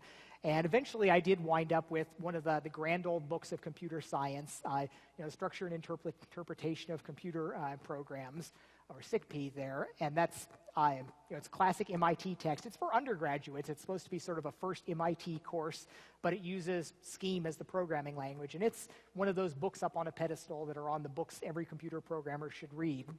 And I started going through, I actually took some time off from work and said, I'm going to do Lisp immersion. I'm going to spend this week doing nothing but Lisp programming. I'm not even going to think about working on what I should be working on. And that worked. I was able to go in and clock a whole bunch of hours and get to the point where I pretty much do get it, and I get some of the value from it. And so this undergraduate book, you'd think, okay, why is John Carmack reading an undergraduate textbook on computer programming? But there's value to be gotten in, you can find value in almost anything at that level. Any college textbook you pick up, you can probably get good value out of, even if it's a topic that you already know. One of the things that I crossed some threshold in recent years where I've always loved sort of grazing on technical stuff. I've always liked textbooks and reading them. I like bedtime reading for whatever. But in recent years, I've gotten to the point where I actually look forward to doing the exercises. And part of that's because getting older, you need a little bit of an extra push to make things stick in your brain. And I was talking with my stepfather, who was an engineer, about that. I mentioned that, and he looks at me and says, he's pushing 70. He's like, you have no idea, John. So I'm not sure I'm looking forward to the slow decline towards that. But working the exercises in the book is obviously useful. And the thing about this particular book, where if you take your learn language XXX in 24 hours, you just get these very practical little exercises. But here I'm looking up, trawling through Wikipedia, going, okay, what's an Ackermann function? What are these church numerals? And all of this math basis stuff that was kind of entertaining to learn while I'm learning the programming challenges along with it. So I do think that I sort of get Lisp now, and I have a working ability in Haskell. And I've got a few conclusions coming from it. One of them is that there's still the question about static versus dynamic. And I know there was a survey just coming out recently where the majority of programmers are still really not behind static typing. And I know there's the two orthogonal axes about whether types are strong or weak and whether it's static or dynamic. And I come down really pretty firmly, and all of my experience continues to push me towards this way, that strong static typing has really significant benefits. Sometimes it's not comfortable. Sometimes you have to build up a type scaffolding to do something that should be really easy, but there are real strong wins to it. I see this in the code that causes us problems. In my toy stuff in recent months, seeing in the Haskell stuff that I was doing, the one head scratcher where I was looking at something going, what the heck is this doing? Why? And I desperately wanted a real debugger. And Haskell does not have what I would consider a real debugger.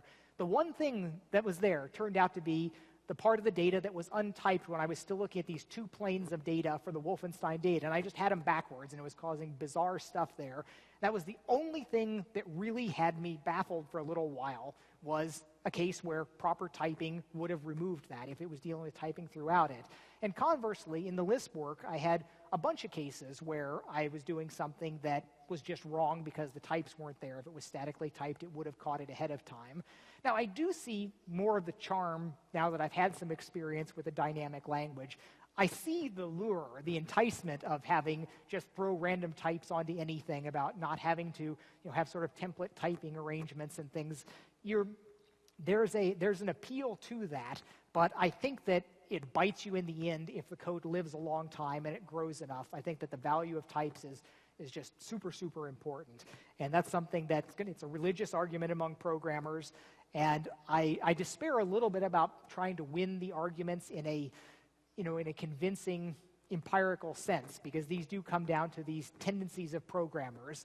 And if somebody's being belligerent about it, they can just say, well, I don't have those tendencies. And I can say, as being a lead programmer over, or a technical director over dozens and dozens of programmers, millions of lines of code, it's just amazing how many mistakes and how bad programmers can be. Everything that is syntactically legal that the compiler will accept will eventually wind up in your code base. And that's why I think that static typing is so valuable, because it cuts down on what can kind of make it past those hurdles there. So I'm only getting stronger in my stance on the utility of static typing, static analysis. Don't let those things just kind of happen and get fixed up at runtime. So one of my sort of sneaky plan for turning the Haskell work on Wolfenstein into something that was going to tie into real work relates to a vision that I have for using multi-core and game logic in a different way than we're doing right now. So the state of where we're at right now with game code is that we run all the game code in one thread, because the idea of using locks to synchronize amongst all of our current game code was just absolutely terrifying. The heavyweight lifting stuff that we do with collision detection, pathfinding, a lot of the stuff that would take up tons of work, building extra particles, animating skeletons, all that gets run off into jobs that are done with deferred calculations. It's a pain to do things that way. You set it up, but it's understandable, where a developer can just look at this and say, okay, I want to do this next frame. I'll set up my query. Please go trace these 50 things, and I'll deal with it next frame. It adds all these extra flags and bookkeeping, but it's it's still a heck of a lot better than saying, oh, we're going to merrily run in parallel. I'm going to critical section some things. That way, it leads to disaster. There's just no way that was going to work out. But one of the things that I've been thinking might be possible is the thing that I wanted to test on the Wolfenstein, and I didn't really get far enough on this to say for sure yet. I hope to follow up and continue it. And it's arguable that Wolfenstein's not enough to prove this one way or the other. But if you are running all of your actors or your entities in the world independently parallel, but it's functionally pure, they're passed in a reference to a static copy of the world and themselves, they return their new version at the end. They can't break anybody else because they can't touch anything else. It's not allowed by the compiler. And that is, by the way, one of the things that I feel pretty strongly about why I went Haskell rather than some of the other perhaps more approachable languages. It's the brutal purity of it. Languages talk about being multi-paradigm as if it's a good thing, but multi-paradigm means you can always do the bad thing if you feel you really need to. And programmers are extremely bad at doing sort of the time-scale integration of the cost of doing something that they know is negative. I mean, everyone will know it's like, oh, this global flag, this is not a good thing. This is a bad thing, but it's only a little bad thing. And they don't think about how, the next 5 years, how many times that little bad thing is going to affect things. So brutal purity. You have no choice. You do not have an escape hatch. You cannot do set bang and change something just because you feel this is a really good thing and it's appropriate here. You just have no choice. Absolute purity. And so, and the way I had that all segmented is the little bit of monadic code that happens in the main thread is just one file. Everything else is absolutely pure functions. No, not even any of the, the fancy things that can help you escape in some ways. But so I was proving out this idea that, okay, entities running separately, you've got the obvious question, well, how do you shoot somebody if you can't affect them? You say, well, I'm firing my gun, I hit him, the world says I do, I want to make him die. So you have to make an event of some kind that gets communicated to the other entity. And now all game engines have some kind of event passing mechanisms. And in general, I don't encourage people using them because it decouples the flow of control. If you can do something right here, it's better to do it right here rather than have it done by some system elsewhere. But if you're in a pure functional mode, that's the only way you can wind up doing effects. And it turns out to actually be not that bad. One of the things that was one of those, wow, this is really clean in Haskell is in Tech 5 and Tech 4 for that matter, we have an event system where you can bundle up objects with different numbers of parameters, and you've got issues with the typing and the number of parameters, and it's this whole system for passing around these bundled events. In Haskell, it's a partially evaluated function that just takes an entity as its parameter and returns another entity. There's no system for it. It's just built in for the language. You can have a do damage function. You partially evaluate it with your 5 points of damage that you're going to do, and then you pass it so that it's just going to take that the last function parameter as the entity, and you set that up on your own personal list. So every entity makes a list of all of the things that they're going to do to anybody, and then at the beginning of the next frame, you go and you gather everything together. You distribute all of that to the entities. The first thing they do, they've got the world, they've got the list of all the events that affect them from anybody else. They apply all of those one after another, generating a new copy of themselves as they go. Then they do their thinking and their processing and generate the final version that goes back into the world. So there are, with this sort of method, there are coherence. Nothing gets out of, because everything sort of happens at the same time. There's no sense of time ordering, but you do have the question of, since everybody's looking at the previous frame's rendering, two people approach a narrow hallway. They both say they want to go into that hallway. They both think it's clear, so they both go into it. And then, well, what do you do next frame? They both say, well, I'm here, but two people wound up at the same place. So there's a little bit of resolving that has to be done there.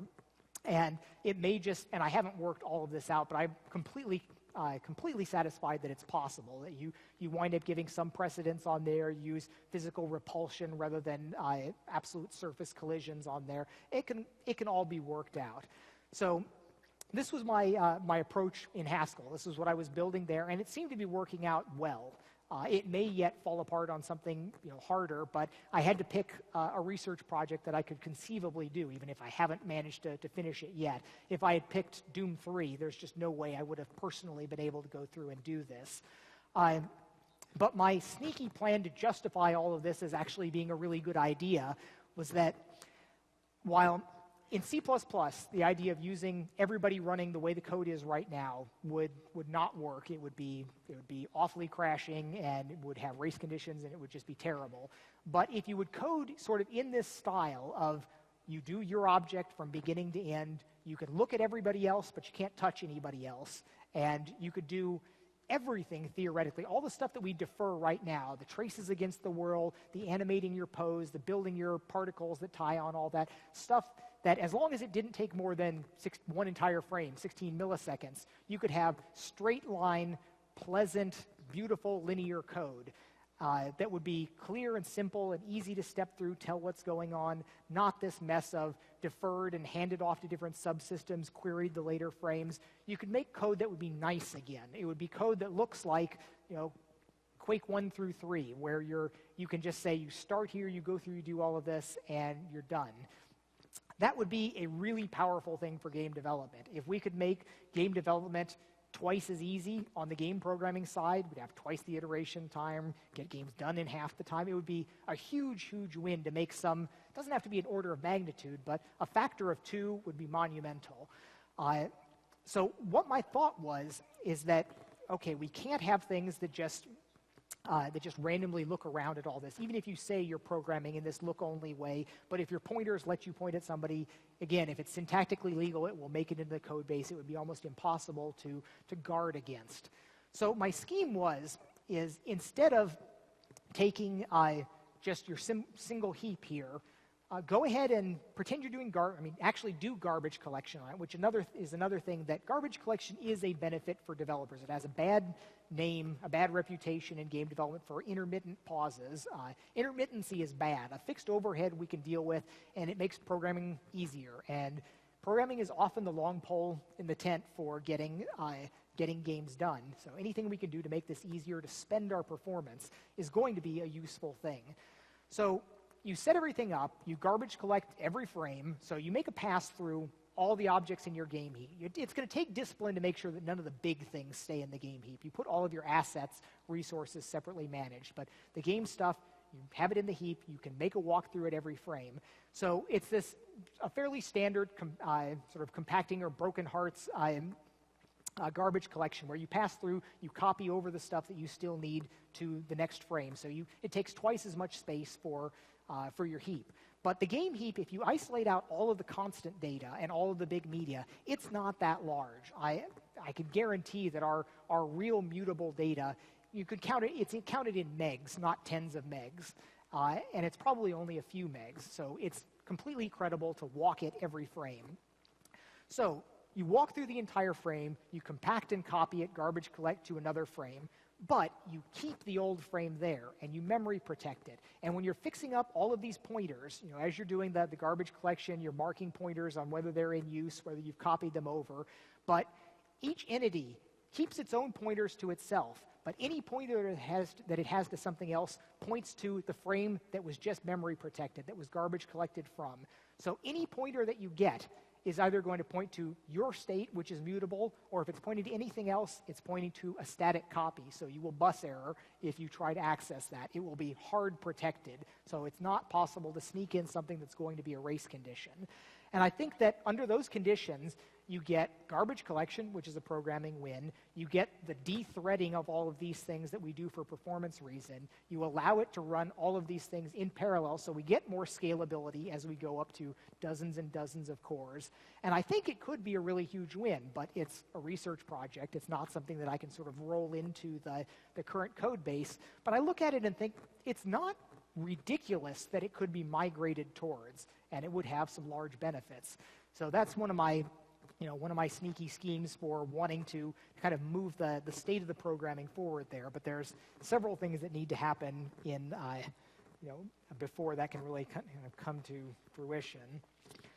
So some of the other things that are appealing about Lisp is, so related to programming the game stuff, I have been scratching my head a little bit in recent months thinking that when I look back at Quake 1, I did Quake C, and that was me just totally winging it on language design. Okay, I've got C format expressions and one object type that goes across. That's the only thing you use for all of it. And it was certainly a huge success. There were lots of people that learned programming so they could do QC and that abstraction. That's pretty powerful. And it has all the damn parentheses, and it has prefix notation and these things that professional programmers that are used to working in C are not comfortable being shown a bunch of Lisp. There are arguments, there are statements, I'm not sure that I believe them, that novice people that have never programmed before take as quickly to functional programming as declarative programming. That doesn't quite ring true to me. I think that might be some selection bias that maybe the MIT undergraduates that say they've never programmed do as well when presented a functional programming language. But there is a lot to be said for the imperative nature of you explain computer programming by you do this, if this, you do this, otherwise you do that. And from teaching my 7-year-old and 8-year-old, I think that I think that there is a value to the imperative nature there, but I do wonder if we had had a more potent language there, if we had used something like Scheme, what more could have been accomplished there that wasn't in the nature of just Quake C. And so, an idle thought where for embedding, for doing a big application, I think Haskell is just a superior language for what you'll get out of it than Lisp. There were lots of times I was doing Lisp code, and I was thinking this would be shorter and clearer in Haskell. And certainly the typing is a huge, huge thing. But for small things, for an embedded language like what Quake C was, there's a lot of advantage to Scheme at least is so tiny. You can make it very, very small and yet still have kind of complete power. You can in theory do anything with even the simplest of schemes there. So using it for an embedded language is still appealing for me, and I've sort of still got my eye open for where could I use this in some way, because in the end, while I wouldn't do application development in it, I found it charming in a way that's sort of maybe difficult to convey to especially non-programmers, but it is this very, very old language that is still as powerful as you might need it to be. It doesn't have all the sort of accoutrements that you would want in a modern development system, but it's still all there in theory and elegance. And I will probably continue to, as I carry my iPad around, it's sitting on the last airplane flight I took. I wrote a Sudoku solver in there because I was sitting there with my iPad and the Sky Mall magazine, whatever.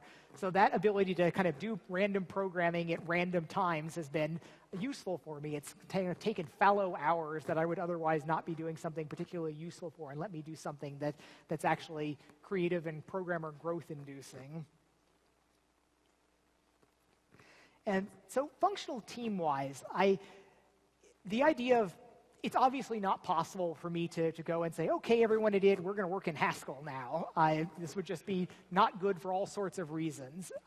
You want people to work with the tools that they're comfortable with. And it's actually something that's been challenging for id, specifically in recent years, in that there is an industry way of doing things, and there are zillions of people that are just aces at Unreal and Unity that have skill sets that are hard-won and working to something that's a very different paradigm, different way of doing things, different tools. There is value lost to the world when you take somebody that's expert in one thing and make them be a novice in something else. There's also the upside from that, where when I was going on about Haskell, I had one of the developers at id obviously went and looked into it, and he came into my office with this sort of cross look on his face, and he's like, what the heck is all this monad crap?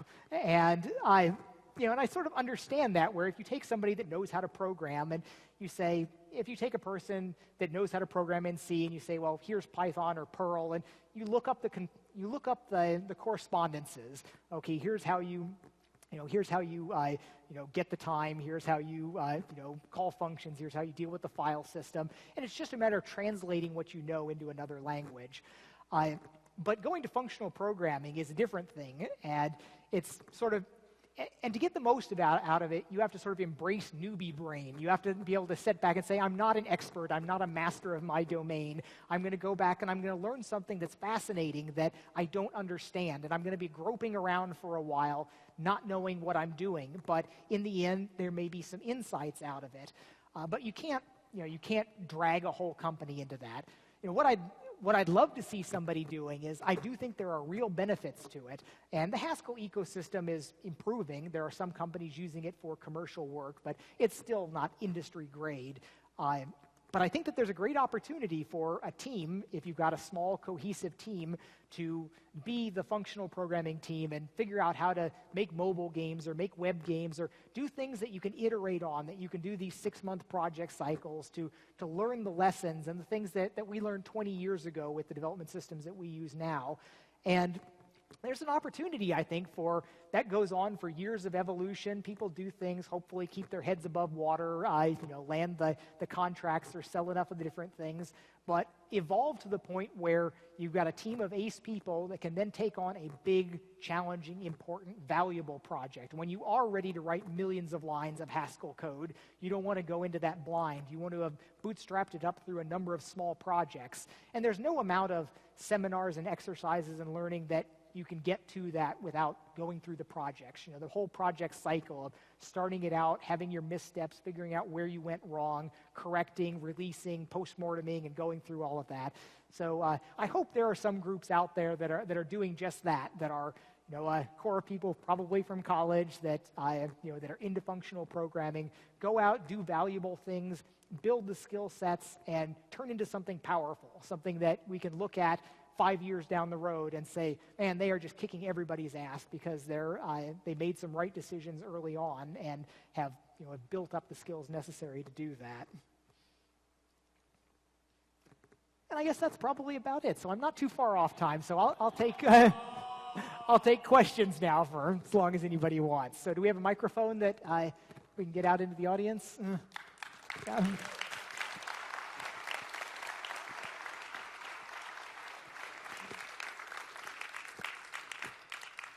Do we have a microphone? Anyone here? Okay, you can yell really loud.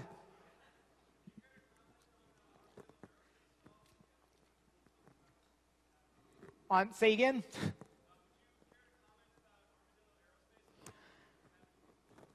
Yeah, so it was interesting. A couple of weeks ago, I was trading some email with Elon Musk from SpaceX, and I was talking about I'm excited about these virtual reality things and other stuff. And then he kind of hits me with this, well, if it's not on the path towards colonizing Mars or making the money to fund colonizing of Mars, it's just not that important. He's like making me feel guilty for not thinking on a planetary scale. And yes, Elon is serious about all that, and I respect the hell out of him on a whole lot of levels.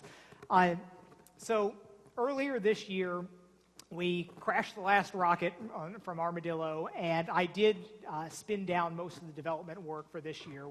We're talking to some investors, different things right now, but I made the play 2 years ago that I was gonna go for it for what we thought Armadillo needed. We thought that we were within striking distance of the suborbital cargo markets, Sure you get the the NASA cruiser payloads. And there were a lot of people interested in working with that. We're working with, we flew payloads from people at the European Space Agency and some universities locally. And it looked like it was achievable there, that there was enough market to make the business case close. But the state that we had been in, we got to the point where we were scraping by. I mean, we had an operating profit, but it was doing contract work for other people. And I reached the conclusion that we just weren't going to get where we needed to go with that. There's this tempting thought that if you work for contracts people and you pick the right contracts, you'll be developing things that you wanted to develop anyways, that it will help you towards your goal.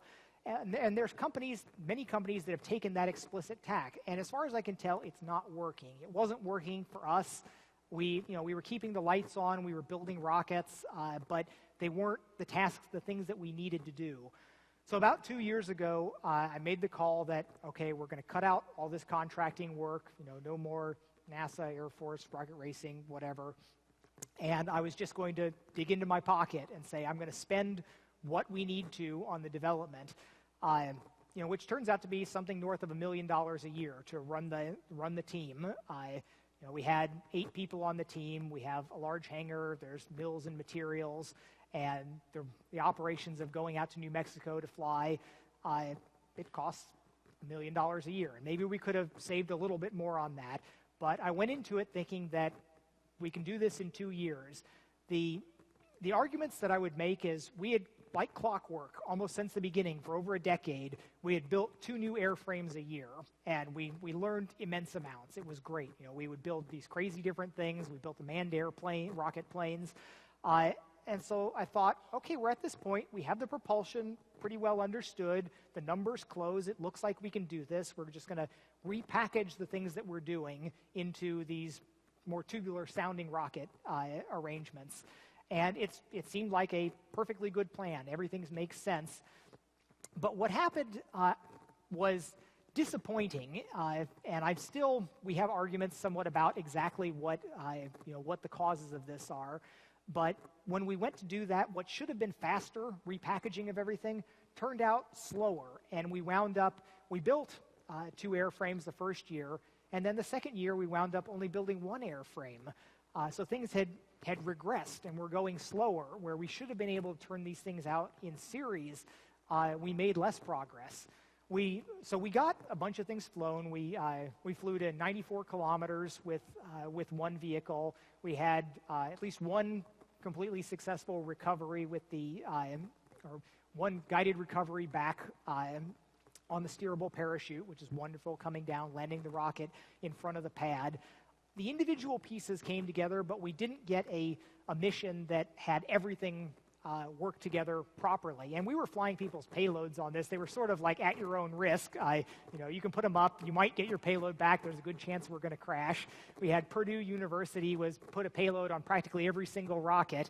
And they got to learn a lot because they had cases where their stuff didn't trigger, or our stuff made a smoking hole in the ground, or our stuff recovered, but their stuff didn't turn on right. And we went through a lot of useful learning experiences there. But we also had some fairly expensive payloads from the European Space Agency folks that we were flying on there. And they knew it was at risk, and we didn't take their money when we didn't make a successful flight. But I was disappointed that it didn't turn out better. And I have a few theories on why it worked out that way. The point that I try to avoid, it's a hubristic point, is that I wasn't as involved with Armadillo in recent years. I had smart guys there that I felt were competent. I respected their directions, but me not being there left me in the position of not wanting to second guess the boots on the ground when something would come up, and I'd be like, I kind of think you should be doing something the other way, but if I'm heads down on software and they're the ones there every day working on things, I didn't feel really justified in. I never want to be that manager that's out of touch with what's going on in the engineering, that's just saying, back in my days we would have done it this way. So I let my hands off the wheel there, and we can't make an A-B comparison about how important that may or may not have been. But there were some of the things that I term creeping professionalism that came into it, where in the old days at Armadillo, we were all about, okay, here's an idea, run down to the shop, grab the saws and the welding gear, slap something on the mill, and you've got something next week, and it's fabulous. But as we did more contracting work, we started having, and as people got full-time, we would have big engineering drawings. Lovely stuff comes off the plotter with all the information about it. We have our revision controls and our document systems. And of course, NASA loves seeing all this stuff. It gives everybody that's contracting a good set of warm fuzzies to get stuff you hold in your hands on the engineering documents, and to know that we had a preliminary design review. And all this makes people feel good when they're paying for engineering, but it definitely slowed us down. Some of it may also have been the move to full-time employment, where there was when we were all a volunteer team, when it was just me paying the bills and everybody had a full-time job, and we came here and we worked on rockets a couple days a week, everybody was really focused on getting the work done. If you know you're going to be here for 5 hours and here for 8 hours, there's just there's not a lot of time for goofing around. And we had a little bit of that when more people, we sort of hit a critical level when we had a couple more volunteers, and I noticed productivity actually dropping. We paired out some of the volunteers and productivity went back up. So there was certainly some of that effect when you get everybody and it's your job. You go in and you check your mail and browse the web a little bit in the morning rather than going first thing down into the shop. And the people that I had this thinking that, okay, people are working 20 hours a week part-time, and they still got a full-time job. We should be able to get 3 times as much stuff done when everybody's full-time.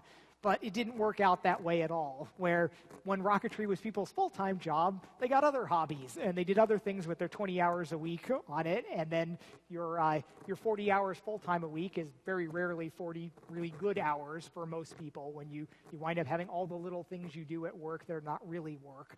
So there's a number of things that may have contributed, and we're still tantalizingly close.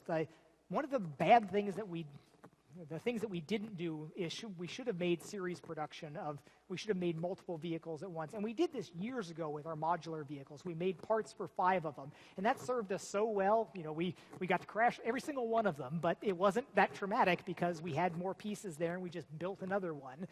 We desperately should have done that with these 2 rocket vehicles. And that was our critical mistake in the last 2 years, because we should have been able to put more of these together. Creeping performance was another thing where we used to just make everything out of aluminum. It's not like the highest tech material, but carbon fiber started creeping into our development systems here. We started heat treating our own aluminum rather than just using thicker aluminum, and all these other things that. And this is chapter and verse for some of the errors that NASA has done over the years, and it's heartbreaking for me to see my own team following some of these problems. But the situation we're at right now is things are turned down to sort of a hibernation mode where we've still got people maintaining the shop. We are talking to some other investors. If anybody wants to kick in a couple $1 million to build rockets, give me a call. But it's probably, if we don't wind up landing an investor, it'll probably stay in hibernation until there's another liquidity event where I'm comfortable throwing another $1 million a year into things. And the rocketry has always been it's been a negotiation with my wife, understandably so, where she has always insisted that I not be one of those celebrities that squanders all of their fortune being high on the hill and then penniless someday. So rocketry has always had this carved out area where this is John's crazy money. While all of this is to make sure that the family will be well taken care of and John's not going to be begging for work sometime. But I basically expended my crazy money on Armadillo, so I don't expect to see any rockets in the real near future unless we do wind up raising some investment money on it. Okay. Yeah. Oh, so we do have a mic. Good. Thank you. You were talking earlier about the differences in technology between CPUs, Intel, and AMD. What are you seeing, in your opinion, between GPUs with AMD and NVIDIA with the current technologies? And also, can you please sign my license plate? Sure, I'll be around here after the talk. Great, thank you. So I have not done side-by-side direct benchmarking, so you can't. I can't make a definitive statement on AMD versus NVIDIA on the graphics card side of things. As far as I can tell, when I have looked, AMD is occasionally faster. Their hardware is certainly top-notch. It has always been this driver and software ecosystem that's made me tend to stay with NVIDIA. NVIDIA's had a really spectacular team there, and the AMD people are working hard, but NVIDIA at a strategic level has just piled a lot of really powerful people onto making that software ecosystem really good. But AMD's continuing to get better. Intel's getting better on the software side. There used to be just the horrible. There used to be NVIDIA with good OpenGL drivers and everybody else in various levels of awfulness. But now the big three of NVIDIA, AMD, and Intel are all pretty good. We can ask for better in most cases, but I'm not unhappy with any of that. On the CPU side, we did benchmark some recent AMDs for our baking stuff that we do for making the mega textures, which soaks up hundreds of cores of CPU, and they were still. They still lagged Intel on the performance standpoint a bit there. On price performance, if you could throw enough cores at it, they're arguably a win in some cases, but we wind up being sort of box limited about wanting to throw as many cores into one box. And we benefit from not fighting with blades versus having larger systems with dual sockets and everything. So they're doing great work. And I think that, I feel bad even having to make the statements about whenever somebody really draws me out about, okay, which do you prefer? Well, I do prefer Intel and NVIDIA personally, but AMD is doing great work on so many things, and there's lots of cases where it doesn't take a large other reason to overshadow the difference in performance and value metrics that I'm looking at. It's great to see a bunch of competent people working on lots of different products. Yeah. I can't. I actually asked about whether I could say anything related to the development, and the answer was no. Yeah. We can ping pong. You can come back to you. Yeah. So first of all, we were talking a little bit early in the talk about Intel and ARM, the way processors work right now. Right now, ARM dominates the portable space, the tablet space, the smartphone space. But what about Intel's efforts in that area with like their Atom processor stuff? Where do you see those efforts in like 5 or 10 years? What's their great? Yeah. So in some ways, I do feel a little nostalgic sometimes for the glory days of microprocessors, when I'd be happy getting my microprocessor report to hear SPARC versus PA RISC versus Power versus x86 versus ARM, and now it really is x86 and ARM. I mean, PowerPC is still there for the Wii U and for some embedded things, but it's clear that we're getting a duopoly. And I always find it remarkable how Intel had the strong ARM technology from DEC. When DEC fell apart, Intel had the world's best ARM processor for years. They did nothing with it and eventually divested it. And now all of a sudden the ARM stuff is super important.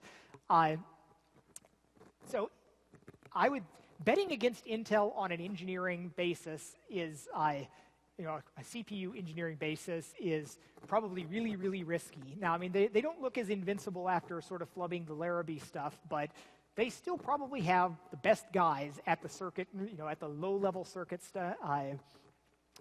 layer when you're looking at things at the process level and how to get the very best out of not some synthesize out of a bunch of RTL core logic stuff, but when you're going down saying, we're going to make the most efficient thing, they are probably better at it than anybody that's making ARM processors. The baggage of the x86 is really not as much as a lot of people would think. When you can look at it as, in fact, there was a lovely article that came out in this last year about trying to analyze the real importance of instruction sets. And there was a bunch of data through there. I heard people contesting the results of it. But the result that was reported was that the architectural overhead of the x86 instruction set is really not that much. It's offensively ugly from if you look at the manuals on there about how much is devoted to all of it. But in terms of what it costs you in terms of power and silicon, it's not that large. Now, whether x86 is going to be able to compete in I don't look forward to a multi-CPU like Android ecosystem, back to fat binaries and runtime translation. That's not a happy thing, really. And whether Intel would ever swallow their pride and make another ARM core, I mean, they could probably make a really, really strong ARM core, but that does not seem to be their plan of record. Pushing with Atom, I think they're going to have adoption problems with it, even when they do probably wind up starting to win benchmarks, power benchmarks and all that. But they do seem committed to it. They know the writing's on the wall. This already far more processors are sold there, and eventually the raw dollar volume is going to be larger in the ARM space. I mean, right now the margins are spectacular for x86, but that's not going to last because more and more things are being chewed up by the transition to mobile devices. Yeah. No. Okay. We have over here. Mac? Okay. Oh, sorry. Yeah. Given the 2 new consoles that are coming out and their unified memory and their connection to the GPU, have you been looking at anything concerning abstract algebra, like monoids, semigroups, concerning that parallel computing power that you now have access to with low latency?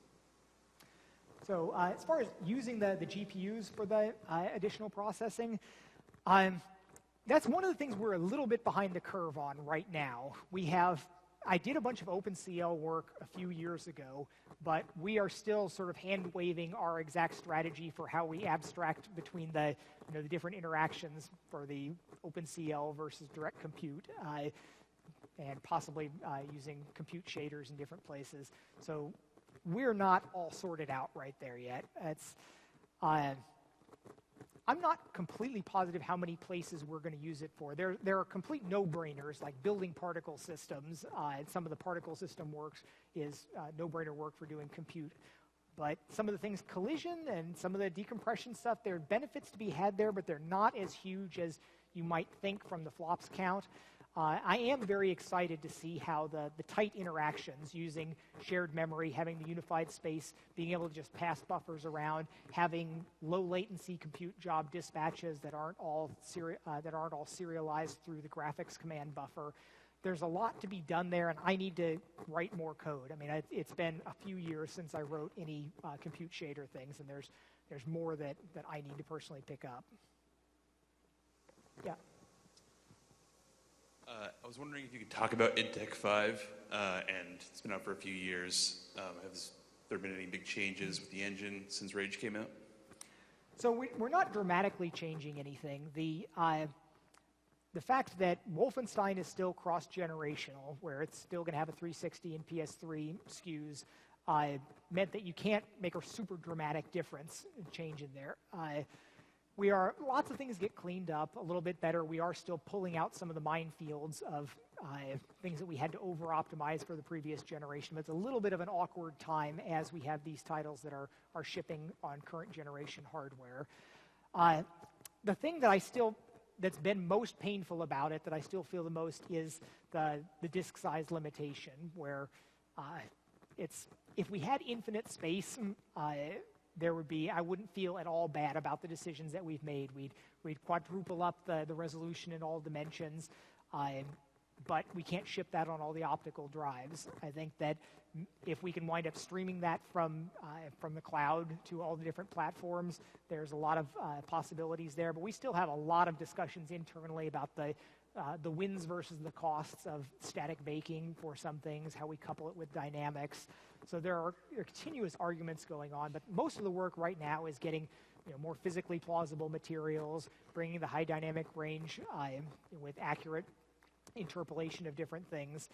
Stuff that's I'm actually been for a couple months now. I've been sitting with the artists. I moved out of my office and just kind of plopped myself down with in the middle of the art team so that I could hear them bitching and moaning about the different things and try to prioritize what needs to be fixed, what needs to be addressed. Because so much of it has been just education. There are so many things there that we can do a great job of if you approach it a certain way. And as we've hired lots of people, like I mentioned before, the issue about hiring from different studios that have different technology pipelines, a lot of people just wouldn't know the right way to properly set up your environment maps for things, or the right way to tune something, or what should be in the different the channels of the textures. So that's where most of the visual differentiation is coming out now. And it has to be that way because there is push to get your latest bullet point GWiz feature of, okay, you need to do this, this, this, and this to be next gen, but there is so little that you can just throw additional technology at the same set of media and make a difference at right now. It is not the right way to go. We do need to get to physically plausible materials for everything so that the global illumination can act properly. Like in Rage, we had global illumination where you could drop a nice light and it could light everything up, and because it was baked, we could do a high quality job on it. But we had the diffuse maps. If you look at the textures, most of them are half or a quarter of the level that they should be. So there's all these fudge factors going on where global illumination had in many maps a 5x multiplier assigned to it because the diffuse maps were just completely implausible. So there's this education that we have to go through. And I tried to do this several years ago, and it wasn't the right time. We were too busy with Rage and the other things, and we had too many entrenched sort of ways of doing things. But that's at least progressing now, and that's our big thing, much more so than any specific technology, because you can't address the technology for a lot of those until you sort of get a handle on the source data, and we haven't had it really sorted out. Yeah. You mentioned before that the Doom franchise to you meant demons and shotguns. I'm curious what id Software means to you from the standpoint of a founder and of course, longtime employee. Well, I've made the comment before that I really don't think much about the past and legacy. I mean, I commented that I'm a remarkably unsentimental person. That's when it's brought to my attention, like at Quakecon, it comes up and we're like, look at this. It's like, oh, we did this 20 years ago, this 18 years ago. Look at the, wasn't it cute back then with the run room at the small hotel? But I don't think about it much. I'm happy. I'm proud of a lot of the things that I've done over the years, but I've never reached a point where I want to really sit back and reminisce about them.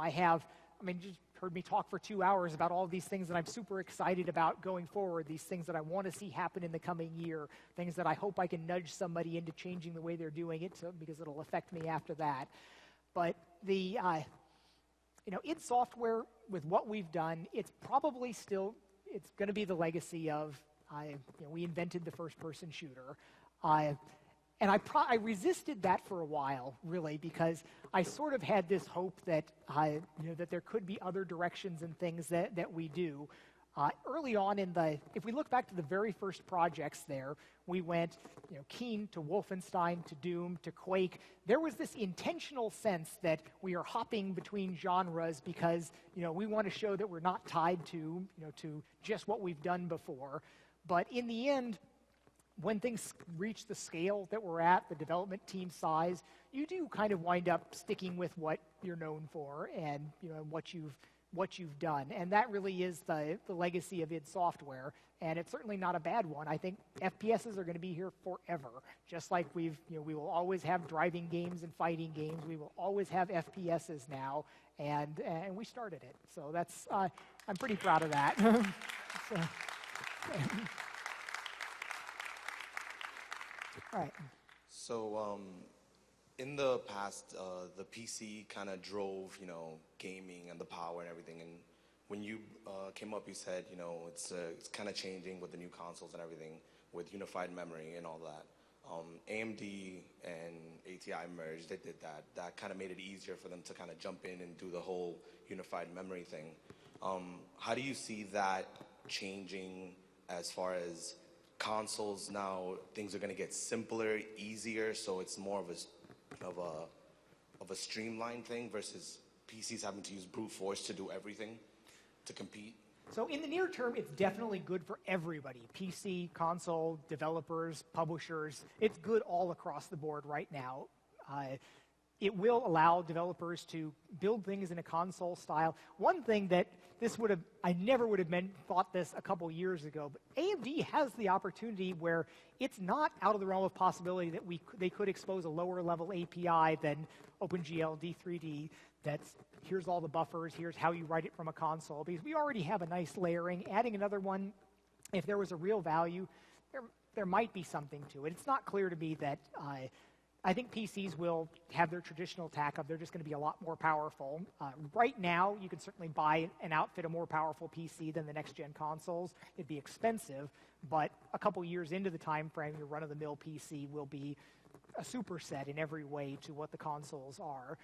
And in fact, you'll see probably damn near the same chips in PCs, and then you'll see those with more cores and higher clock rates. So they're, as always, the PC will be able to soak up a fair amount of inefficiency. I guess I despair a little bit of actually vanquishing the inefficiency in the PC. We still win in the end just by clubbing it with more and more brute force. It'd be nice from an aesthetic sense that the inefficiency not be there, but I guess I'm a little bit more at peace with it. But the fact that the development of the PC and the consoles is coming closer together, but both those platforms should be looking over their shoulders at mobile and web and what's kind of going on and driving the development issues there, because those are the things that in a larger world, when you look at the billions of people playing that, it's not an argument between PC and console. It's a completely different argument, and those are probably going to have the broader repercussions as we look 5-10 years down the road. Yeah. Considering the performance issues that Rage had, Do you think those issues can be attributed to megatexture? And if not, are you going to use megatexture in future id games?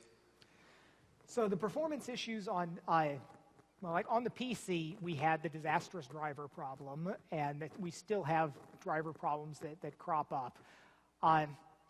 Some of that is the fault of doing something that nobody else was doing. There's value to doing pretty much exactly what everybody else does. That's the well-tested path. Nobody will accidentally break something that everybody's doing. We were clearly doing something off the beaten road with the megatexture, the continuous texture uploading, all that entire pipeline of things. And it hit the goals that we were looking for on the consoles. On the PC, it should have just been superior to that, but we had the disastrous driver problem, which colored a lot of people's views of it, and we still now occasionally have problems where Rage starts running crappy on somebody's system.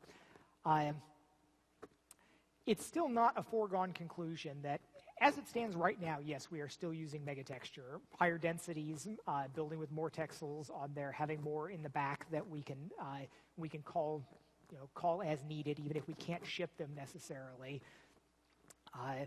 But if we don't, the step that I would like to take data-wise, and we just can't afford it on the current generation of like shipping on optical media, is if we could ship a diffuse map along with the pre-baked light, then we have the best of both worlds. We have no downsides to dynamic lights, where right now we have to just approximate them, but you can also have the full glory of the completely baked worldview. And we're still not, I'm trying to push more towards, we have all of this, but we're far from tapping out everything we can get out of it, where we have some technologies for letting people matte paint directly on the megatextures that never got followed up on. We should be able to fix every crossing edge in the world, which is something that's not at all plausible to do in any other way. Go ahead and stitch across every time you have two things meeting. Don't have that edge seam there that nothing can get rid of, but actually crossfade a little support texture around it. The ability where we have used it with the stamping has allowed just fantastic advances in something that has no stability issues or performance issues. There's big wins to be had there that we didn't make the most of, and we're still trying to make more out of them. In the end, when you say long-term, data always wins. So something like megatexture will win in the end. Whether it's dominant in a coming generation or it takes all the way to the transition for cloud gaming. When you look at a cloud gaming world where you're running on a data center server, it's completely credible to consider having a petabyte of data for this entire glorious world that's built with cloud resources rather than on some local farm. Over and over, in almost all cases, cleverness and compression technologies eventually fall to just put the damn data there. It's possible we were pushing a little bit too early on megatexture because it just barely worked on current generation stuff. But I think inevitably that's where things will be. Your tiling textures is just a very peculiar form of texture compression, and you expect to be able to have your entire surface spread out. And boy, I really want to be able to reference the surfaces as direct 3D coordinates, whether it's some kind of voxelization or something, but I hate unwrapping and pelting things and adding gutters around it and all the issues that adds to us. But eventually, you just want the materials of the world, what it makes up, and it's going to be something like a megatexture. Okay. On the topic of virtual reality and strapping a display to your head pretty much, what's your opinion on doing something with pulling in input from the outside and doing something like dual Google Glass and having augmented, actual 3D augmented reality? Okay, so Google Glass and augmented reality in general, the vision there is that you've got Terminator vision, where you've got text appearing in front of everything, the floating people's names over their heads, and that's going to be huge. That is going to be a many, many billion-dollar industry. It's going to, I think, take over the way smartphones have. I think that when that finally becomes real, 5 years will go by and everybody will have augmented reality goggles. Now, it's important to realize that what Google Glass is today is not that vision at all. It's a tiny little cell phone screen in your field of view. There are way hard problems involved in doing the vision of augmented reality, about outlining people and floating things and adding solid objects into the world. And Abrash and his team at Valve spent quite a bit of effort on it, and I was pushing them really hard. Like, VR we can do today. We can make this awesome. We can make a difference and it'll be spectacular. The AR stuff, it's going to be a bigger deal than VR eventually, but I don't think there's any guarantee that eventually is even going to start 5 years from now. I think we're going to see a lot more wearable stuff. It'll be the built-in cameras. It'll be the little info screens. What Google Glass is today will productize and will be valuable. But the game world of what you imagine that about, I want to put virtual people into those seats. I want to have the crater open up in the floor in front of me. That's not coming in the real near future. Eventually it will, but there are many hard problems to be solved before we get there. But the VR stuff's coming soon and fast, and it's going to be great. Yeah. So when we look at the future of voxels versus ray tracing, just if you could elaborate on that a little bit. Yeah. Do you think the idea of the infinite detail engine, even though that's largely procedural, do you think that would be maybe a stepping stone to ray tracing as poly counts increase, or really do you think that's not even going to be considered in the future as ray tracing technologies meet performance expectations? All right, so eventually ray tracing will win. I think that's it's winning in all the offline space, and for all the same reasons it will win in software or in real-time applications. But there's a lot of leg room still for rasterization, especially as we look at mobile and lower power constraints. I was stunned to find that I got disclosed on Caustic Graphics Technology, which is Imagination Technologies bought them. They're one of the mobile companies. And I've looked at 3 or 4 ray tracing architectures over the years that have all been hopelessly naive. It's somebody that either knows enough about hardware to build some form of a ray intersection engine and thinks, oh, we can use this for games, with not understanding any of the many manifold issues that are involved with it. But the caustic stuff is smart. They've got some. It was one of those where I learned a couple things reading through their technology paper that it's still not obvious to me that it's going to make games productized in this generation. I don't think it closes on that. You can do a real-time ray tracing game, but it's hard to show how it's going to be better than a rasterized game. My pitch to them is something that would be unique on there is you should do a jewelry toy, kind of like a super bejeweled, because that's the one thing where you really do care about your index of refraction and your colors on there. That would be the perfect poster child case for a ray trace chip, is you can do this awesome jewelry tool, and Bejeweled has sold a heck of a lot of copies, so that might even drive adoption of it. But getting your foot in the door with something as a way to, once you're there, you can evolve and you can get better and you can eventually start encroaching on the standard graphics territories. And the reason why ray tracing is going to win is because it is understandable and tunable. There's the great comment that somebody had on Twitter about looking at this 800-page book on shadows for GPUs, and they're just basically saying if you need this to do shadows, you're doing it wrong, because in ray tracing, all you do is you distribute points to the area source of your light, and you trade off where you put them and how many you do, but it's simple. It's a loop this big to make all of your shadow calculations basically, and simplicity has a lot of value. There's the lesson of the year, really, or of the age as we're going into, is that the things that we would do for optimal performance previously many of them are ready to be traded away for better understandability, robustness, developer predictability, and so on. So voxels, and in terms of other representations of things, it still seems unaesthetic to me that we're ray tracing against triangle representations. But it seems like it's going to get good enough, like it's going to win, and whether you're tracing against a triangle or some kind of meta blob splat thing, it's at most a linear difference in performance, so it's not large. And I would have been surprised years ago to think that some form of ray tracing, and it does wind up all being against triangles. I thought that there would be something else, that there would have been large enough benefits, but it's not looking that way now, because it comes back to the tyranny of the pipeline. Everybody knows how to make these triangle meshes now, but if we go to saying, well, now we need to build some kind of voxel thing, they'd still be making triangle meshes that we voxelize at some point, which is then sort of going through this additional media transition. And if you had the ability to just use the triangles.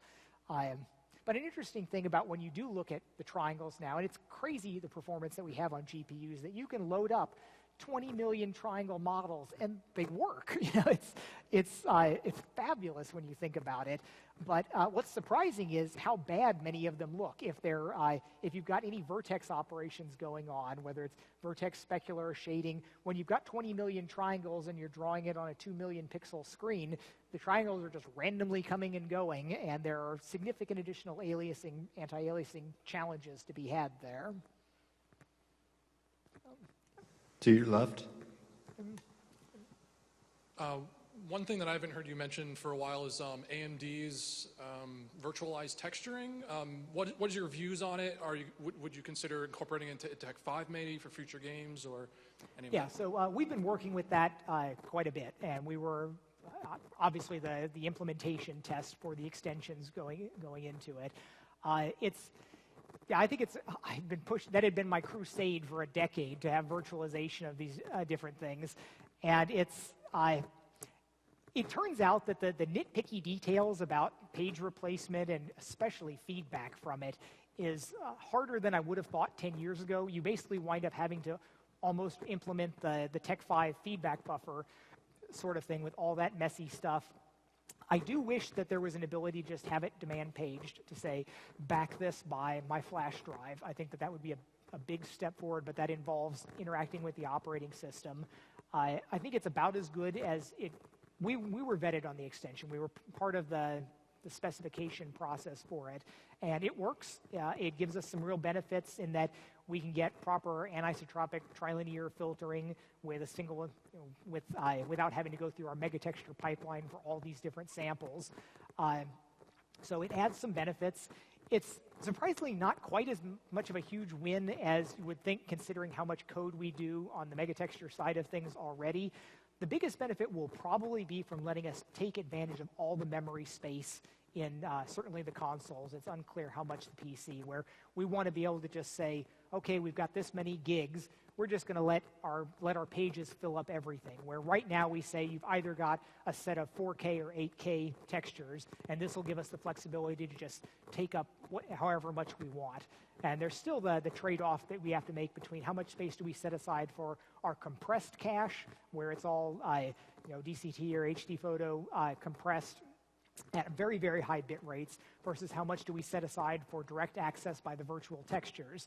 And one of the things that I'd love to do is, and it's not clear whether this is going to be feasible even on the current generation, is I'd like to use uncompressed textures for everything. If it means less pages, but we can at least take advantage of more memory there. But one of the problems right now is that we use a YCOCG color space, which we convert to RGB before we do our calculations, but you can't apply gamma correct texture filtering to a YCOCG since it's biased into the middle. I'd like to be able to just use uncompressed 888 RGB for the stuff, so that I could get gamma correct texture filtering, be proper throughout the whole thing. But that's a lot of extra memory. We're looking at going from 8 bits per pixel to at least 24, if not 32, if we don't pack anything else. But that's where we look at those things at the memory. We've got all this memory. I don't know what we're going to wind up blowing it on. We always wind up out of memory in the end. It seems inevitable. But getting rid of some of the compression artifacts there seems like it would be a positive thing. This past generation with the consoles has been one of the longest ones we've had in recent history.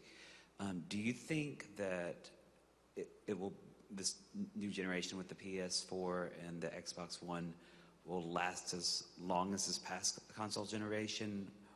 And will it integrate augmented reality and virtual reality? So I think that it will last at least as long.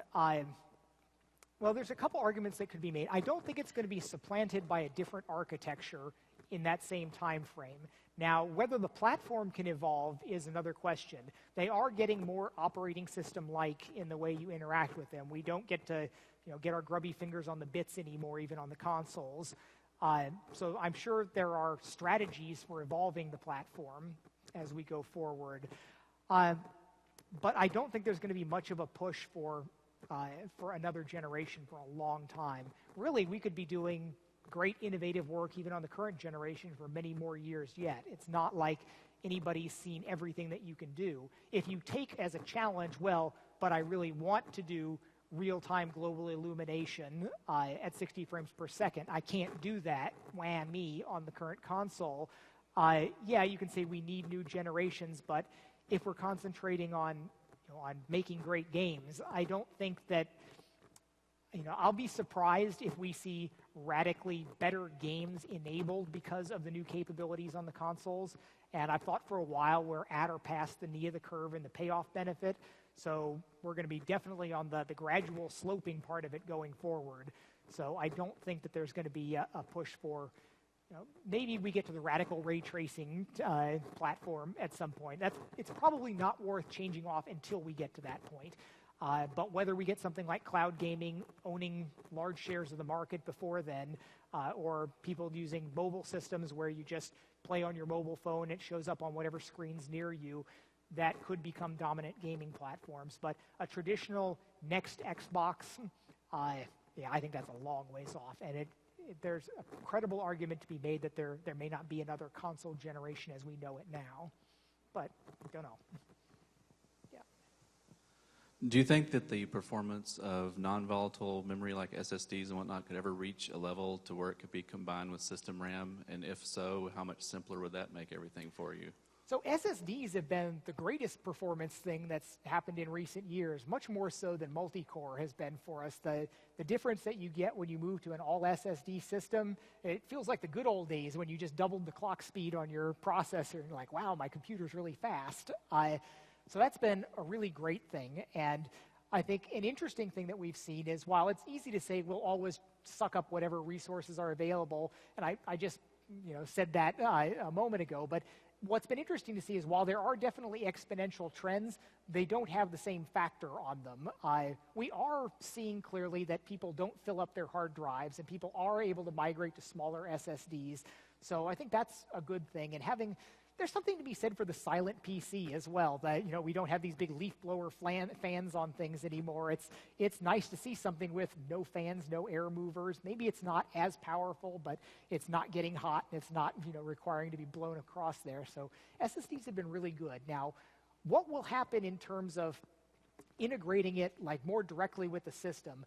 I think that there's a clear path to that, and that's this embracing memory mapped data structures where there is a big benefit to doing that from a stability standpoint when you actually use memory protection and you say, this can't be touched. We say, all right, we're looking towards the future. We've got 100 gigs of something that we're going to just sort of have mapped here referenced. And whether it's backed by some combination of cache SSD going to hard drives going to the internet or dropping the hard drive in between and just going cloud to SSD, I think that's a clear and obvious direction, but it still requires getting the OS and the GPU people together.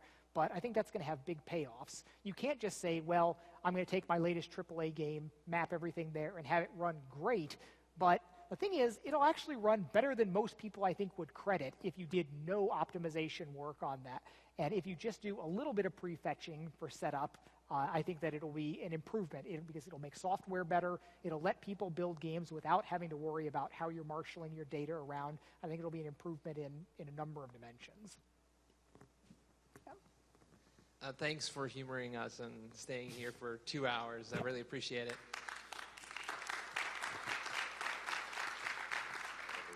I was just wondering about your thoughts about strobe lighting and how that affects motion blur with current LCD technology. Okay, so the Valve's low persistence demo is a global shutter, so it strobes the entire screen. And interestingly, they think they've identified some other perceptual issues with that, where they think that when your eye makes a very fast saccade, that if it's going from a point where maybe there was no illumination, there's a perceptual thing that they're fighting. The other way of doing temporary illumination is with a rolling shutter, where you're drawing the scan and it can be blanked out some distance behind. Instead of overwrapping and continuously being illuminated, you have maybe a quarter of the screen as a bright band going down. I have a theory that I'd like to see applied to this, where instead of linearly addressing the frame buffer in a standard scan pattern, if we went to a deep interleave pattern, say 8 or 16 wide interleaving, where you're getting scan line here, here, here, and here, and then here, here, here, and here, and they're blanking out 16 or however many scan lines, a tenth of the frame behind, I think that might have a useful benefit there, where you could be, at no point would any part of the screen be black. You would be within, say, 16 pixels of a lit line. So perhaps that alleviates some of those perceptual issues. And you could also then look at it as 1,000 frames per second display that's very sparsely set out.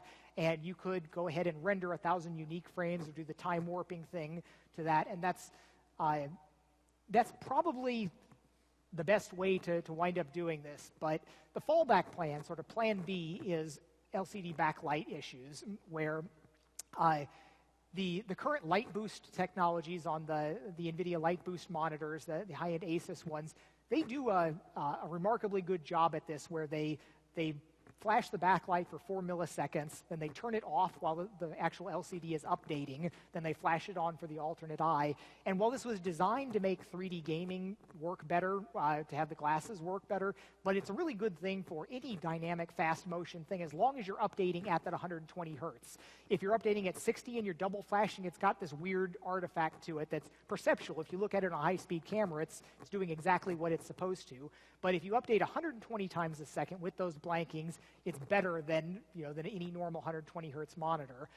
That's still a global strobe. So the alternate approach is, and I know I've seen somebody online doing the homebrew project with a string of LEDs that they're strobing in order to do that. And that's a valid direction to go that can work even with slow switching LCDs. Because if you have an LCD panel that takes 15 milliseconds to switch, and there's a lot of them that are more than that. Like the current Rift one takes over 20 milliseconds to switch, and some of them are even worse. But if you're down to 15, if you're over 15, you're screwed. There's no way you can get the low persistence down. But even if you're at 15, you could have, you're scanning in, changing the LCDs, but it flashes it just before it's going to change, and it goes through, so you're flashing what's 15 milliseconds had time to settle there.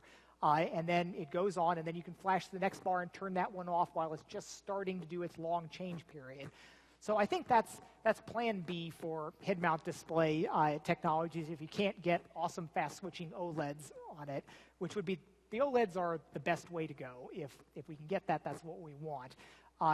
Failing that, the LCDs with a strobing backlight. But the problem is LCDs are getting so tightly integrated that in the old days, your backlight was this separate assembly that you could just take some screws off and pull it off and look at your transparent LCD, which is pretty cool. But now everything is these laminated packs of super high technology, and getting into there to be able to strobe them is an open challenge. And whether head-mount displays will ever be a large enough market to make an LCD manufacturer make some change like that when they're talking about millions and millions of mobile phones or other mobile devices, I don't think, it'd be great if the head-mounted display market had that kind of clout in a couple of years, but I wouldn't hold my breath for it.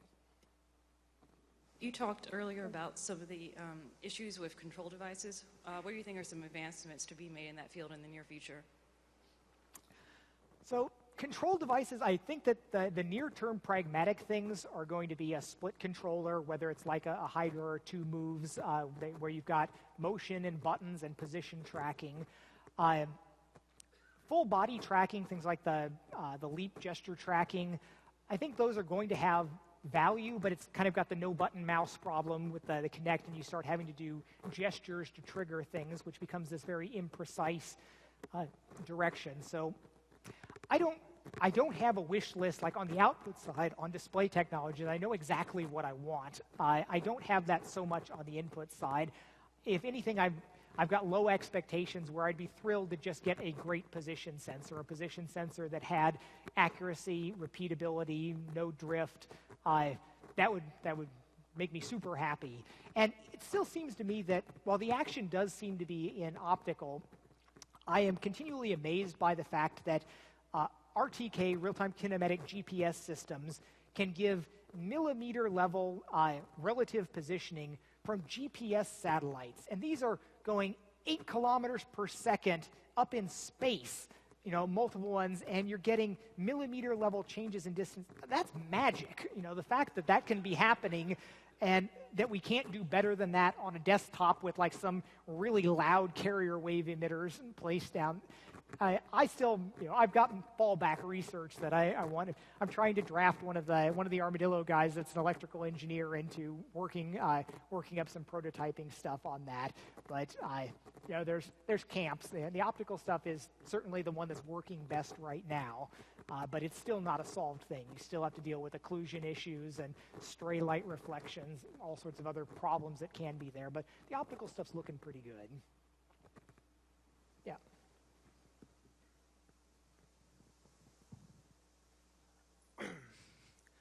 We know that as technologies become cheaper and the capabilities of an individual grow, that eventually indie games will be able to craft experiences similar to AAA games.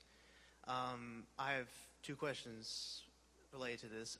First off, how far into the future, how far off are we from indie games like just a single person being able to craft a similar experience to Call of Duty Modern Warfare 3?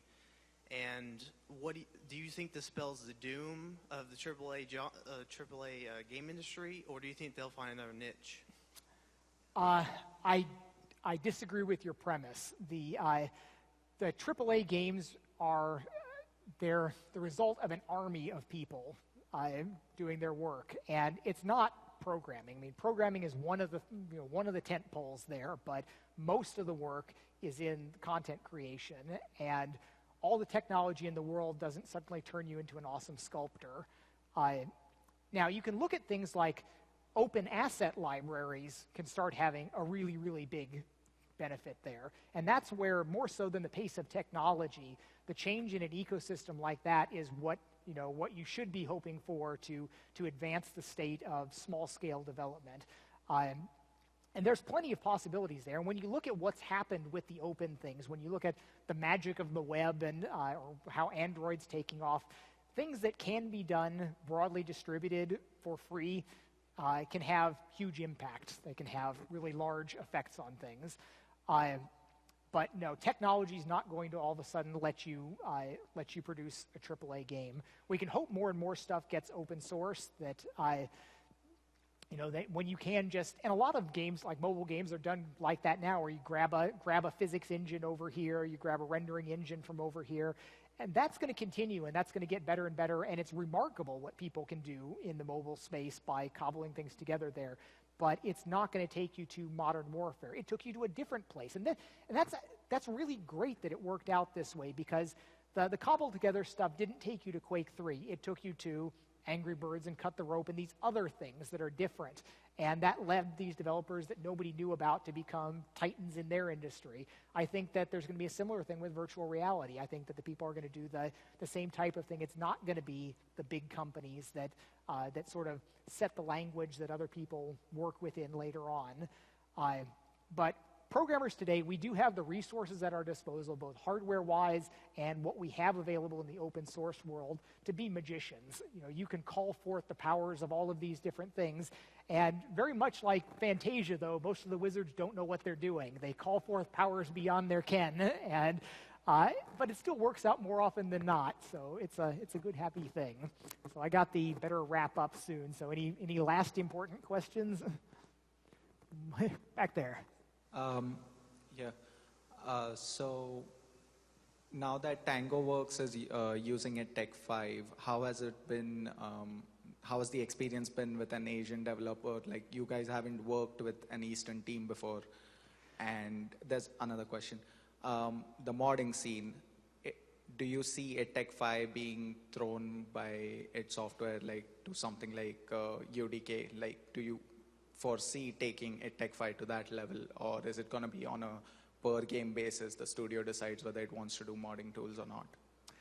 So we had a lot less interaction with Tango than we had with machine games.